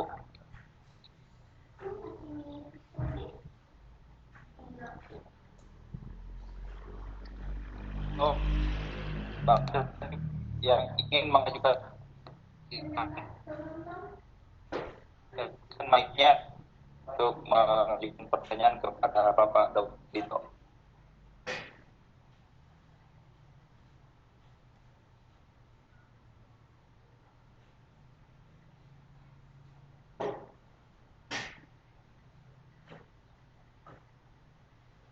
Iya, ini ada pertanyaan dari Bapak Abdul Salam ya. Apa penyebab utama penderita nomofobia? Usia berapa saja yang rentan terkena nomofobia dan gimana cara penanganan bagi penderita? Langsung saya jawab. Jadi tadi penyebab utama penderita nomofobia itu multifaktorial, bisa karena faktor lingkungan atau adiksi dari dalam diri sendiri berupa neurotransmitter di otak seperti serotonin, dopamin, GABA dan sebagainya. Kemudian adanya gangguan juga dari pengaruh atau influence dari lingkungan. Kemudian juga biasanya terpengaruh dari teman-temannya, kemudian merasa minder atau kalau tidak mau dikatakan jadul, kupar dan sebagainya. Itu penyebab utamanya. Jadi multifaktor itu penyebab utamanya. Kemudian usia berapa saja yang rentan terkena nomofobia? Ini usia yang rentan ya otomatis usia di mana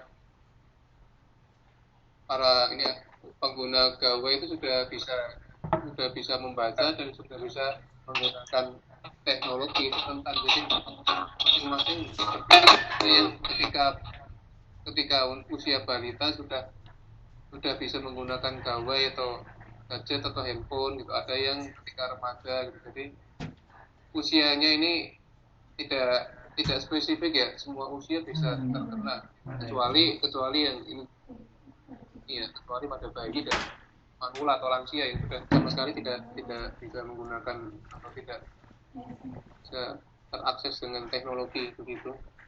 Kemudian cara penanganan bagi penderita ya ini multifaktorial juga, karena penyebabnya multifaktorial, penanganannya juga multifaktorial, bisa dengan terapi religi misalnya, kemudian terapi CBT, cognitive behavioral therapy, kemudian kalau ada adiksi atau gangguan di bagian otaknya, mungkin itu perlu diberikan obat-obat tertentu yang nanti diresepkan oleh dokter atau psikiater, misalnya mengurangi perilaku agresifnya, adiksinya, kecanduan tentang gadget atau nomofobianya itu. Dan juga yang penting adalah bahwa penderita itu perlu pendampingan juga dari tokoh-tokoh agama, spiritual, pendampingan dari orang tua, maupun juga ini dari faktor dari guru atau dosen juga sangat berpengaruh, karena bagaimanapun juga kalau ini misalnya muridnya atau mahasiswanya diminta untuk tidak memainkan atau kecanduan HP itu juga biasanya perlu dibiasakan dari guru atau dosennya dan juga dari orang tua ya. Jadi kadang-kadang juga orang tua kalau misalnya makan bersama anak di keluarga itu waktu family time, waktu keluarga itu masih membawa HP gitu. Anak-anak juga akhirnya secara tidak langsung meniru perilaku orang tuanya. Begitu juga mungkin pada saat di sekolah, mungkin di kantor, di kehidupan sehari-hari itu ya misalnya ada anak-anak kan akan belajar dari lingkungannya. Mereka ketika tahu ada dia ngajak bicara terus ditinggal main HP sendiri gitu, terus itu sebenarnya secara psikologis merasa dicuekin. Makanya mereka belajar berarti itu nggak masalah ya kalau saya bicara terus tinggal main HP sendiri gitu. Nah itu sebenarnya tuh bukan hanya terjadi di Indonesia tapi di semua negara terutama yang sudah menggunakan HP gitu ya. Cuman kalau yang saya tahu di Amerika ini memang orang tuanya itu biasanya membolehkan tuh ketika anak-anaknya sudah berusia remaja ya, teman-teman ke atas itu mereka sudah bisa memilah dan memilih untuk keperluan apa handphone itu. Begitu yang penjelasan dari saya.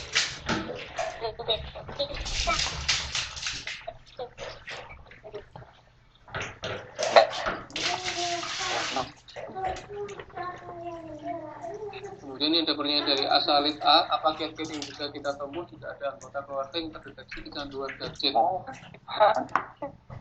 Ya otomatis kalau ini gampang aja, itu ada komitmen bersama. Kemudian jika ada salah satu anggota keluarga yang kelihatan kecanduan gadget ya ditegur gitu. Kemudian kalau misalnya perlu dilakukan reward and punishment juga perlu. Jadi itu tergantung komitmen bersama. Jadi tidak ada solusi yang paling canggih atau efektif kecuali memang komitmen dari dalam diri sendiri dan dari dalam diri, dan juga itu perlu komitmennya itu perlu berkesinambungan dan perlu ditularkan, perlu dikomunikasikan juga dengan orang lain. Jadi memang ini terus terang mungkin saya sendiri juga termasuk nomofobia karena banyak menggunakan HP juga gitu. Tidur langsung yang kita pertama di sana adalah HP gitu. Jadi ini nomofobia juga bisa menyerang siapapun, profesi siapapun ya. Dokter, guru, dosen semuanya bisa terkena nomofobia gitu. Kemudian ada pertanyaan yang menarik juga. Ini bagaimana efek radiasi HP bagi orang yang terkena nomofobia? Efek radiasi HP tadi sudah dikemukakan ya, jadi orangnya tuh jadi lemas, jadi penurunan konsentrasi, kemudian kadang tampak bingung begitu. Kemudian juga orang itu jadi daya kognitifnya melemah, daya ingatnya menurun, termasuk quality of life-nya itu menurun. Jadi misalnya sehari-hari biasanya dia tampak semangat atau mungkin dia itu ceria, terus tiba-tiba aja lesu gitu. Itu boleh jadi salah satunya kekurangan akibat dari dampak radiasi itu. Jadi dia kekurangan tenaga atau spirit akibat nomofobia radiasi tadi, pada radiasi. Jadi jangan dibalik bahwa orang yang lemah atau lesu jadi lemah semangatnya gitu, itu pasti karena nomofobia, bukan begitu.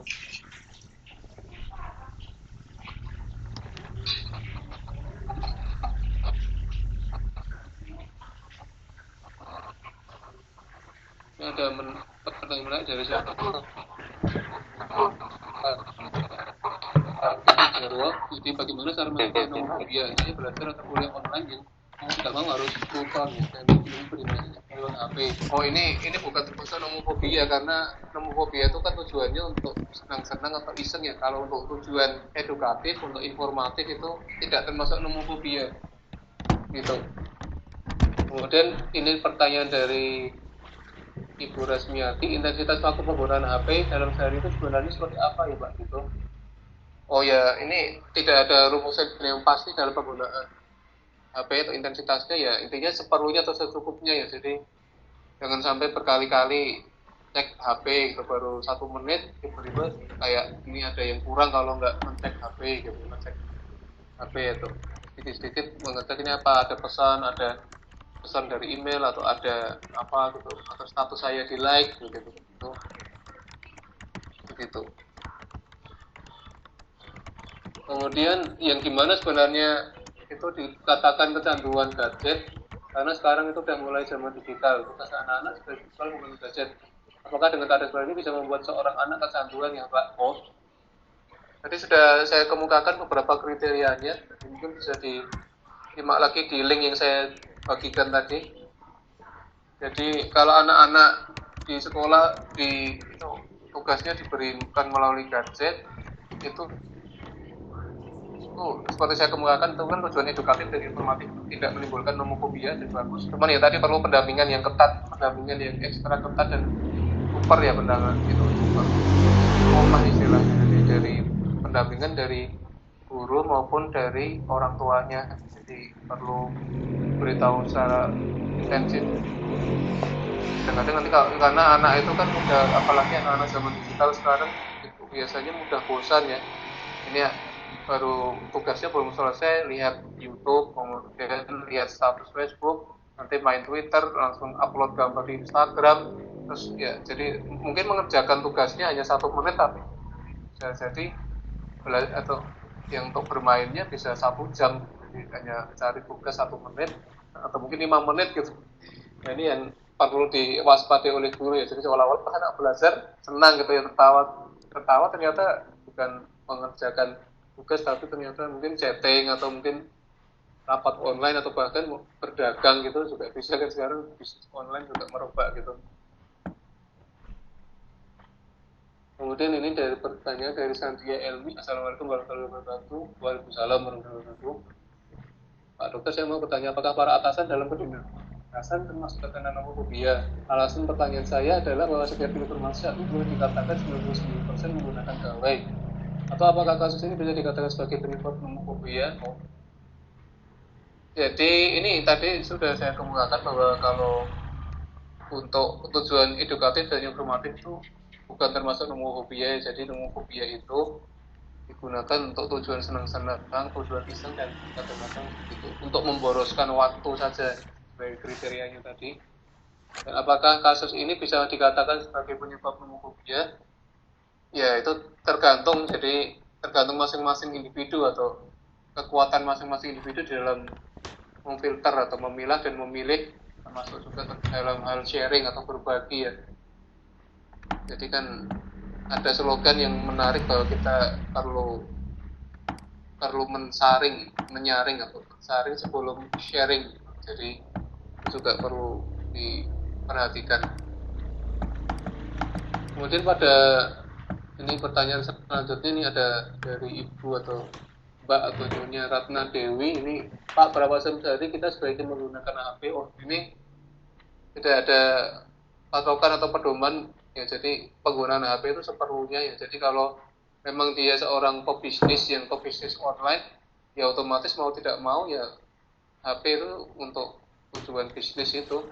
Jadi boleh jadi dia hampir setiap saat gitu. Jadi ini tidak ada pedoman efektifnya atau mungkin yang baik berapa kali sehari gitu. Bukan seperti minum obat ya. Jadi kalau minum obat ada 2 kali, ada yang sekali, ada yang 3 kali gitu. Kemudian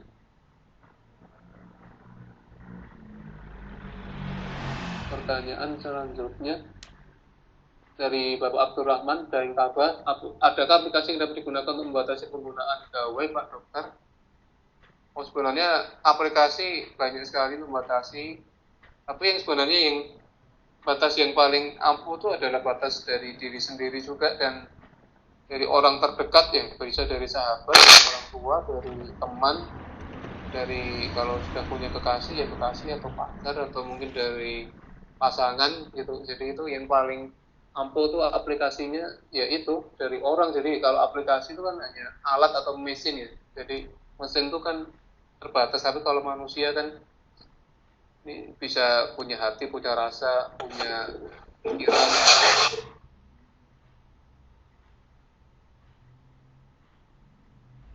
Jadi ini pertanyaan dari Aris Pata. Saya pernah baca artikel yang mengatakan istilah adiksi ponsel. Mohon penjelasannya terkait dengan diri. Ya, jadi adiksi ponsel kan kecanduan menggunakan HP yang bukan tujuan untuk edukatif, informatif atau mungkin tujuan bisnis. Itu ya. Jadi intinya kecanduan menggunakan teknologi, terutama gawe atau handphone atau gadget. Termasuk juga yang kadang luput atau terlupakan adalah PC atau personal computer gitu. Itu bisa disebut nomofobia juga. Kemudian, nah ini hati-hati yang sering selfie karena merupakan gejala awal nomofobia. Oh iya, benar sekali nih, yang dibutuhkan oleh Pak Abdul Salam. Jadi sering selfie itu ada dua kecenderungan. Yang pertama nomofobia, yang kedua itu juga kepribadian narsisme ya, atau narsisistik. Itu bahaya juga karena sedikit-sedikit selfie kemudian diupload atau diunggah itu secara tidak langsung atau tanpa disadari itu ada. Nanti kalau berbicara masalah itu nanti mungkin ada kajian yang mendalam, itu ada gangguan namanya gangguan narsisme atau narsisistik atau narsisisme begitu. Ya, dipersilakan kalau ada yang ingin berinteraksi atau bertanya lagi.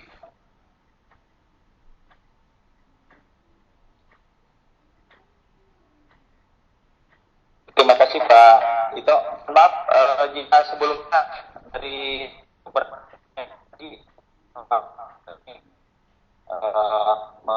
karena terkendala di OPM-nya, mudah-mudahan Bapak dan Ibu yang tadi bisa menyimak, memahami apa yang sudah disampaikan oleh dokter terkait dengan pertanyaan Bapak dan Ibu semua.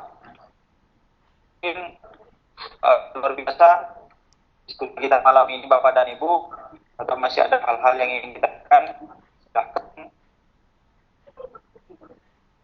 kita lanjutkan pertanyaannya. Memang tadi sudah sampaikan awal bahwa sesi pertama kita bukan pertanyaan, tetapi karena kendala organiknya bermasalah, ya jawab mencoba oleh Dr. Dito.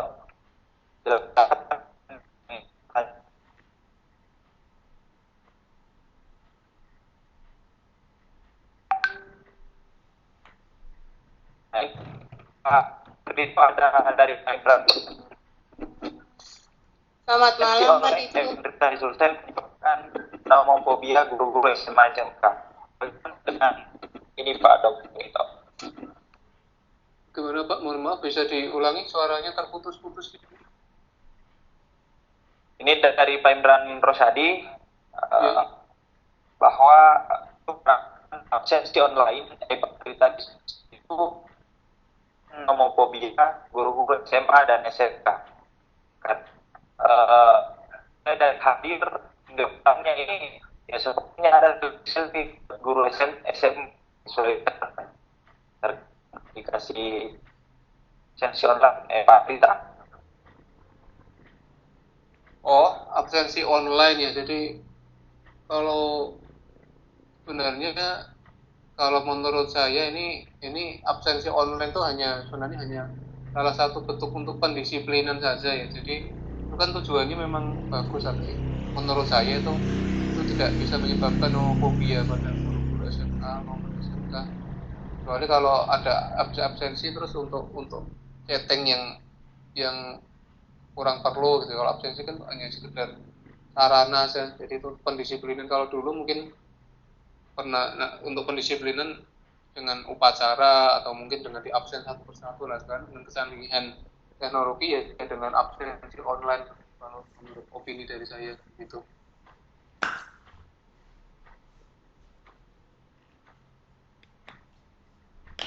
Selamat malam Pak Dokter.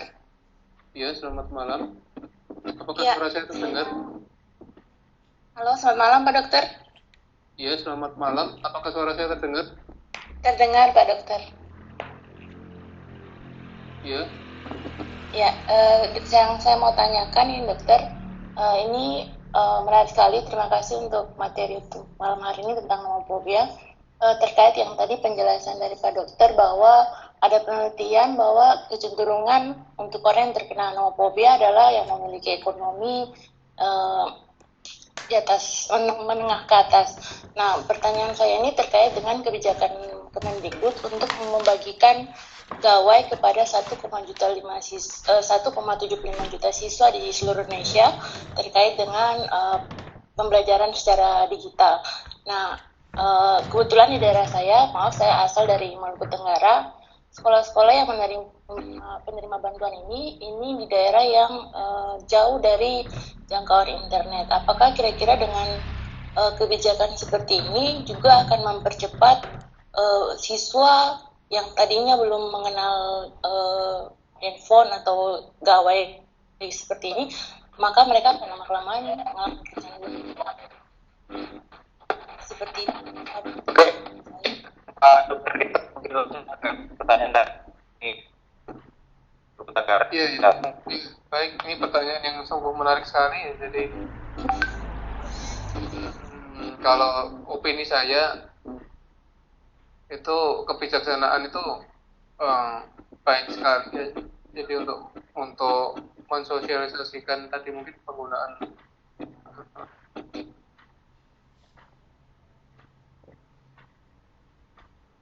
belajar atau mungkin itu tadi untuk efektivitas pembelajaran secara digital itu tadi penggunaan HP tadi cuman atau hanya saja sebelumnya perlu sosialisasi dulu bagaimana kiat-kiat berinternet begitu. Jadi anak-anak itu atau murid atau mahasiswa atau para siswa dan siswi sekolah, madrasah, pondok pesantren maupun mungkin perguruan tinggi itu juga sudah paham dulu ini efek sampingnya, kemudian manfaat dan madarotnya atau baik buruknya, positif negatifnya dari internet itu, dan juga gawai atau gadget atau handphone itu. Jadi ya perlu pendampingan juga ya. Dan memang tadi sudah dikatakan juga bahwa di presentasi saya tadi bahwa ini teknologi kan merupakan simulakra ya. Jadi teknologi ibarat logam mata uang logam yang punya dua sisi, atau ibaratnya pisau yang punya bisa tergantung penggunanya. Pisau kan kalau di tangan orang yang jahat bisa untuk membunuh, tapi pisau di tangan juru masak bisa menghasilkan masakan yang lezat gitu. Itu memang teknologi memang begitu. Jadi kita tidak bisa antipati terhadap teknologi, dan kita juga perlu waspada akibat efek sampingnya nanti atau dampak buruknya dari teknologi itu. Nah, oleh karena itu mungkin alangkah baik sebelum dibagikan ke siswa-siswi itu para guru bisa dimulai dari kepala sekolah atau bisa mengadakan program atau pelatihan atau training dulu bagaimana kiat menggunakan gawai atau handphone secara sehat dan juga efek sampingnya internet baik buruknya gitu. Terus diperkenalkan juga pada orang tuanya itu bagaimana cara filter atau blokir situs porno gitu. Itu perlu sinergi atau kolaborasi dari para stakeholder baik dari orang tua, guru, siswa, masyarakat, dan para pemangku kebijakan.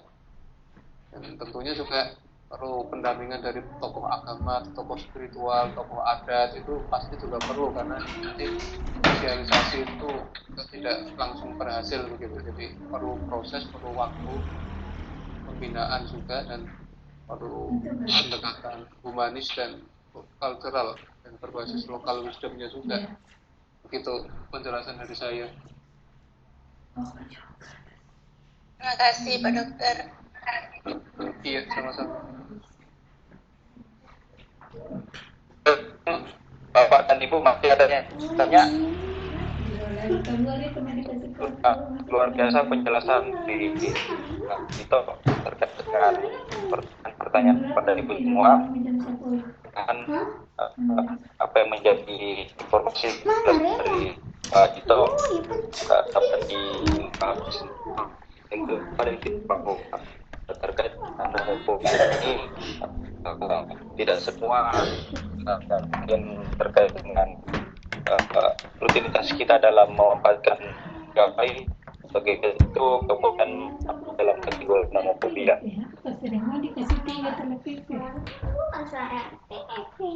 Jika masih ada yang ingin bertanya disilakan Bapak dan Ibu. Kita dulu ada. Oke, sepertinya sudah tidak ada Pak Dito, sehingga beri kesempatan ke Pak Dito untuk memberikan closing statement terkait dengan materi yang dipaparkan malam ini. Silakan Pak Dito.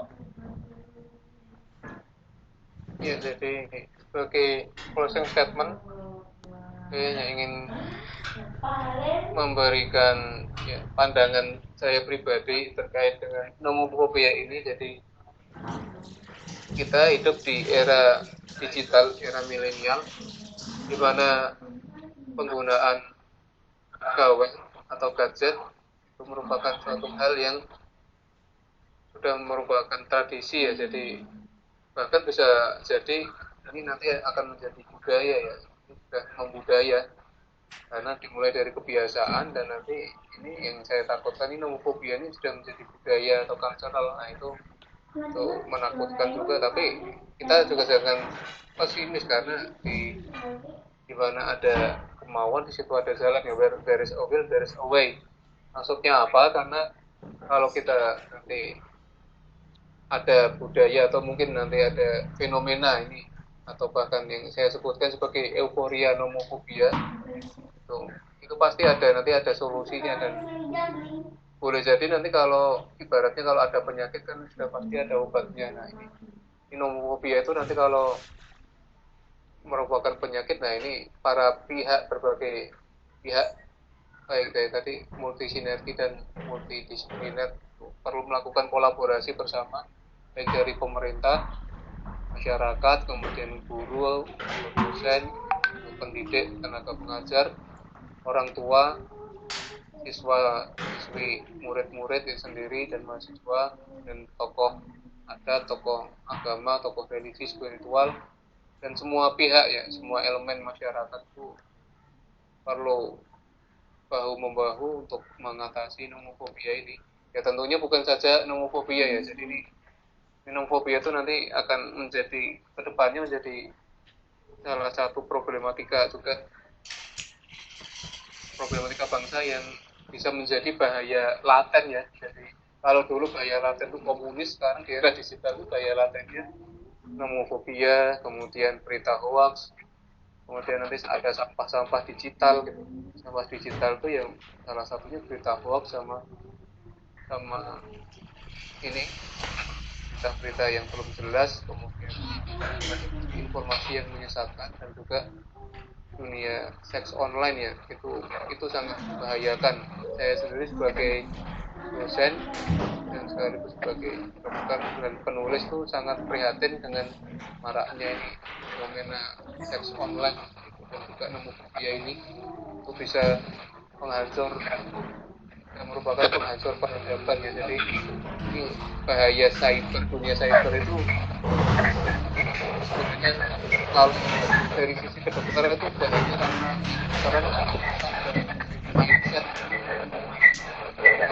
Kalau dahulu musuh kita jelas ya, musuh kita penjajah berupa orang. Kalau sekarang musuhnya berupa digital, jadi tidak tampak mata, tapi ini sangat merusak masa depan, merusak pola pemikiran, karakter, etika, dan merusak semuanya. Bahkan yang diserang kan kalau kecanduan atau adiksi HP atau adiksi teknologi itu yang diserang adalah otak, dan otak itu kan sudah nanti cara berpikirnya. Nah, cara tidak langsung nanti kalau generasi mudanya banyak yang kecanduan HP atau mengalami nomofobia, itu secara tidak langsung kan penurunan kualitas generasi muda. Jadi nanti akibat lebih jauhnya ya kemunduran generasi muda yang bisa kemunduran bangsa ya. Tapi semoga ini hanya kekhawatiran saya pribadi saja, tidak menjadi kenyataan, karena nanti bahaya juga kalau bangsa ini bisa mundur atau bisa dalam tanda kutip musnah peradabannya ya gara-gara teknologi itu, maksudnya tersaingi atau tersisihkan. Semoga tidak seperti itu, karena saya yakin juga masih banyak para pemuda-pemudi yang sadar akan teknologi dan mereka menggunakannya untuk hal-hal yang positif ya. Jadi kepedulian salah satunya dari misalnya dari kita bisa menggalang dana atau donasi bersama, kemudian melakukan kampanye online yang positif, sadar lingkungan, sadar sampah, kemudian sadar teknologi. Dan ini juga yang dilakukan IGI ini, Ikatan Guru Indonesia ini luar biasa juga. Seminar online ini saya dukung sekali. Sebenarnya saya kalau misalnya memungkinkan sih ke depannya semoga bisa terjalin kolaborasi dan kerjasama antara IGI dan ID ya. ID itu kan Ikatan Dokter Indonesia dan Ikatan Guru Indonesia dan sebagai apa ya bentuk sinergi itu mungkin bisa mengadakan kolaborasi minimal dari seminar online bersama. Bukan hanya IGI dan ID juga bisa menggandeng atau merangkul IAI, Ikatan Arsitek Indonesia atau Ikatan Apoteker Indonesia gitu. Jadi saya pikir kalau semuanya nanti sadar teknologi dan memanfaatkan hal positif, nah ini insya Allah tidak akan terjadi nomofobia, karena kata kunci dari nomofobia itu adalah kesadaran komunal. Kesadaran komunal itu maksudnya kesadaran bersama dan juga sinergi dan kolaborasi. Sinergitas dan kolaborasi ini perlu dibudayakan dan juga dibudidayakan juga kalau meminjam istilah dari pertanian gitu ya. Jadi mungkin begitu aja sedikit yang bisa saya sampaikan. Jadi saya Ito Anurogo memohon maaf kalau ada hal yang kurang berkenan, apalagi tadi saya sempat terlambat ya, jadi mohon dimaafkan juga. Terima kasih juga atas kesempatan yang sudah diberikan, karena saya juga gak menyangka karena bisa berbagi kesempatan di forum yang luar biasa ini. Terima kasih kepada IGI dan semua pihak yang memberikan saya kesempatan untuk berbagi. Terima kasih. Wassalamualaikum warahmatullahi wabarakatuh.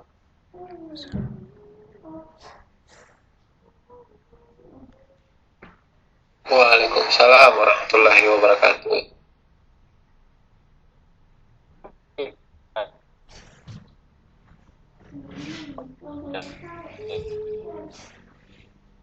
Ini udah pakai nih Bapak. Ini apa? Udah pakai.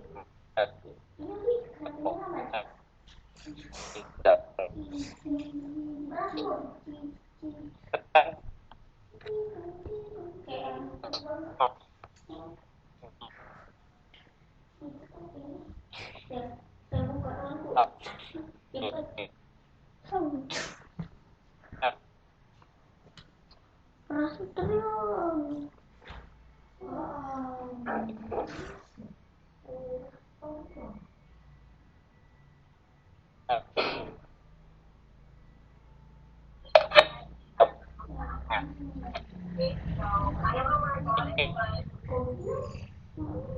Suaranya putus-putus Pak Samsir, kurang jelas. Saya ambil alih sementara untuk closing. Bapak Ibu, sekian mungkin pemaparan dari Pak Dr. Dito Anurogo MSD terkait materi tentang euforia nomofobia. Jadi sebuah kondisi di mana hal ini sudah terjadi di antara kita semua. Saya pun merasa mengalami nomofobia tersebut. Bangun tidur sudah cari HP, sebelum tidur juga pun dekatan sama HP. Sehari-hari sudah tidak terhitung berapa jam yang terpakai untuk HP. Tapi syukur alhamdulillah sebagian terpakai masih untuk kegiatan edukasi, untuk mencari informasi dan lain-lain. Yang menurut pemaparan beberapa pakar bahwa nomofobia itu ketika penggunaan ponsel yang berlebihan, tapi tidak hanya untuk entertainment, untuk hiburan semata, bukan untuk pendidikan, bukan untuk mencari informasi dan lain-lain. Sambil menunggu kondisi sinyal bagus dari Pak Samsir untuk menutup ini, bagaimana Pak Samsir? Mungkin masih terkendala. Saya mewakili tim Lontara mengucapkan terima kasih sebanyak-banyaknya kepada narasumber kita hari ini, malam ini, Pak Dr. Dito Anurogo, MSc. Semoga apa yang telah di-share kepada kita semua malam ini sangat bermanfaat dan bisa ditularkan ke orang lain berita tentang nomofobia ini, informasi tentang nomofobia ini. Link materi dari Pak Dr. Dito sudah diberikan di ruang chat. Begitu juga dengan presensi ada di ruang chat. Silakan Bapak Ibu mengisi. Untuk sebelum menutup, kita sama-sama mengucapkan terima kasih kepada Pak Dr. Dito Anurogo, untuk Bapak Ibu juga yang telah bergabung ke ruang Lontara malam ini, edisi pertama. Saya ucapkan terima kasih banyak. Mudah-mudahan ke depan kita bisa ketemu lagi. Saya selaku host malam ini akan menutup kegiatan ini dengan mengucap Alhamdulillahirrahmanirrahim. Assalamualaikum warahmatullahi wabarakatuh. Waalaikumsalam warahmatullahi wabarakatuh.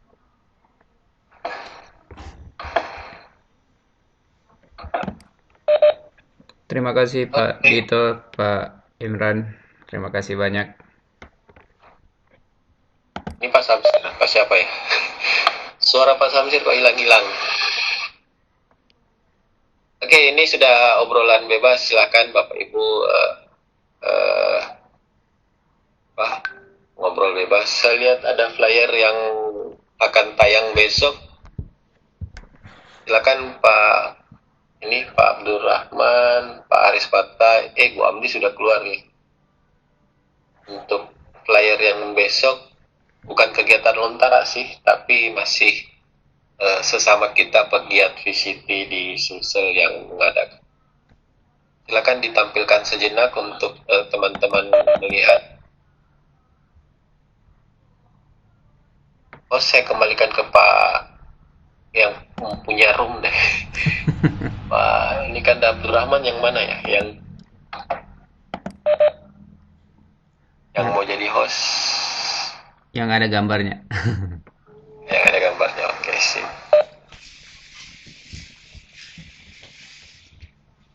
Nah, silakan kan tadi dikondisikan apa yang mau untuk kegiatan besok. Saya rasa perlu materinya lumayan bagus, perlu diinformasikan secara lebih baik. Oke. Terima kasih Pak Imran. Saya eksekusi rekaman dulu ya. Oke. Terima kasih Pak Imran. Iya, besok malam kita ada update tuh.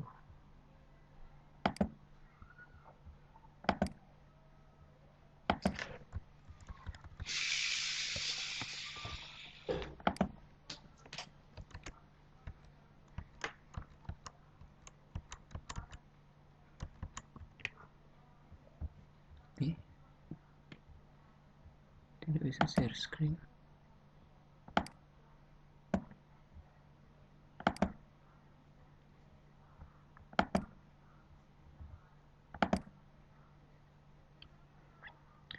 Ya,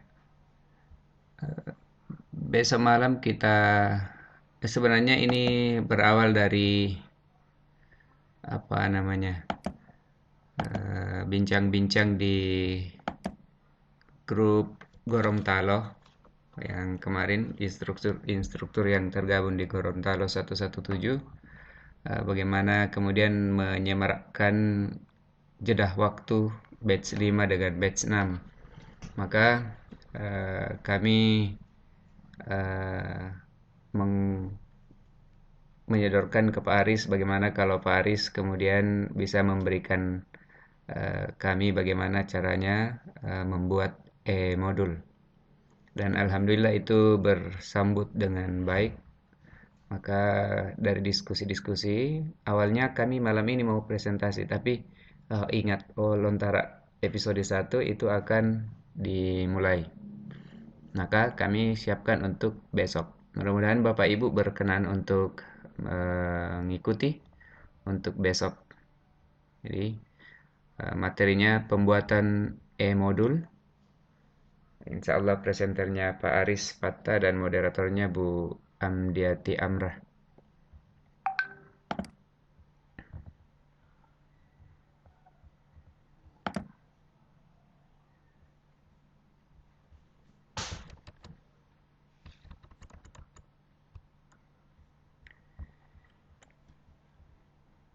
Coba dijadikan Lontara edisi kedua kan, Dan? Bisa, tinggal diganti, tinggal ganti flyer saja. Iya, diperbanyak aja edisinya. Iya, berarti nanti konfirmasi ke Bu Amdi untuk mengubah ke Lontara episode 2 ya. Iya, siap. Oke. Kalau Mau di-share ke grup Gorontalo ya? iya, Enggak apa-apa, saya sudah izin sama penguasa VCT di Gorontalo untuk share. Bu Herlina ya. Ibu Herlina, Ibu Rahma, Iya. beliau welcome banget ya. Ya, kan kami diskusinya di sana dan rata-rata teman-teman di sana menyambut baik dan ini insya Allah akan berpartisipasi besok. Nah, berarti flyernya kita revisi ya. Nanti saya WA Bu Amdi supaya itu dikondisikan saja. Tidak harus, kalau memang ini ya tidak apa-apa. Kalau kan jadwalnya sudah ditentukan besok. Iya, insya Allah besok. Kondisikan. Pak Aris ngomong, nanti kita lewat grup atau lewat chat untuk mendiskusikan ini. Saya kira itu. Jadi Bapak Ibu kalau misalnya ini silakan, saya masih buka roomnya sampai jam berapa ini ya? Sampai jam 12 kayaknya roomnya masih terbuka. Silakan Bapak Ibu yang mau share, yang mau diskusi silahkan.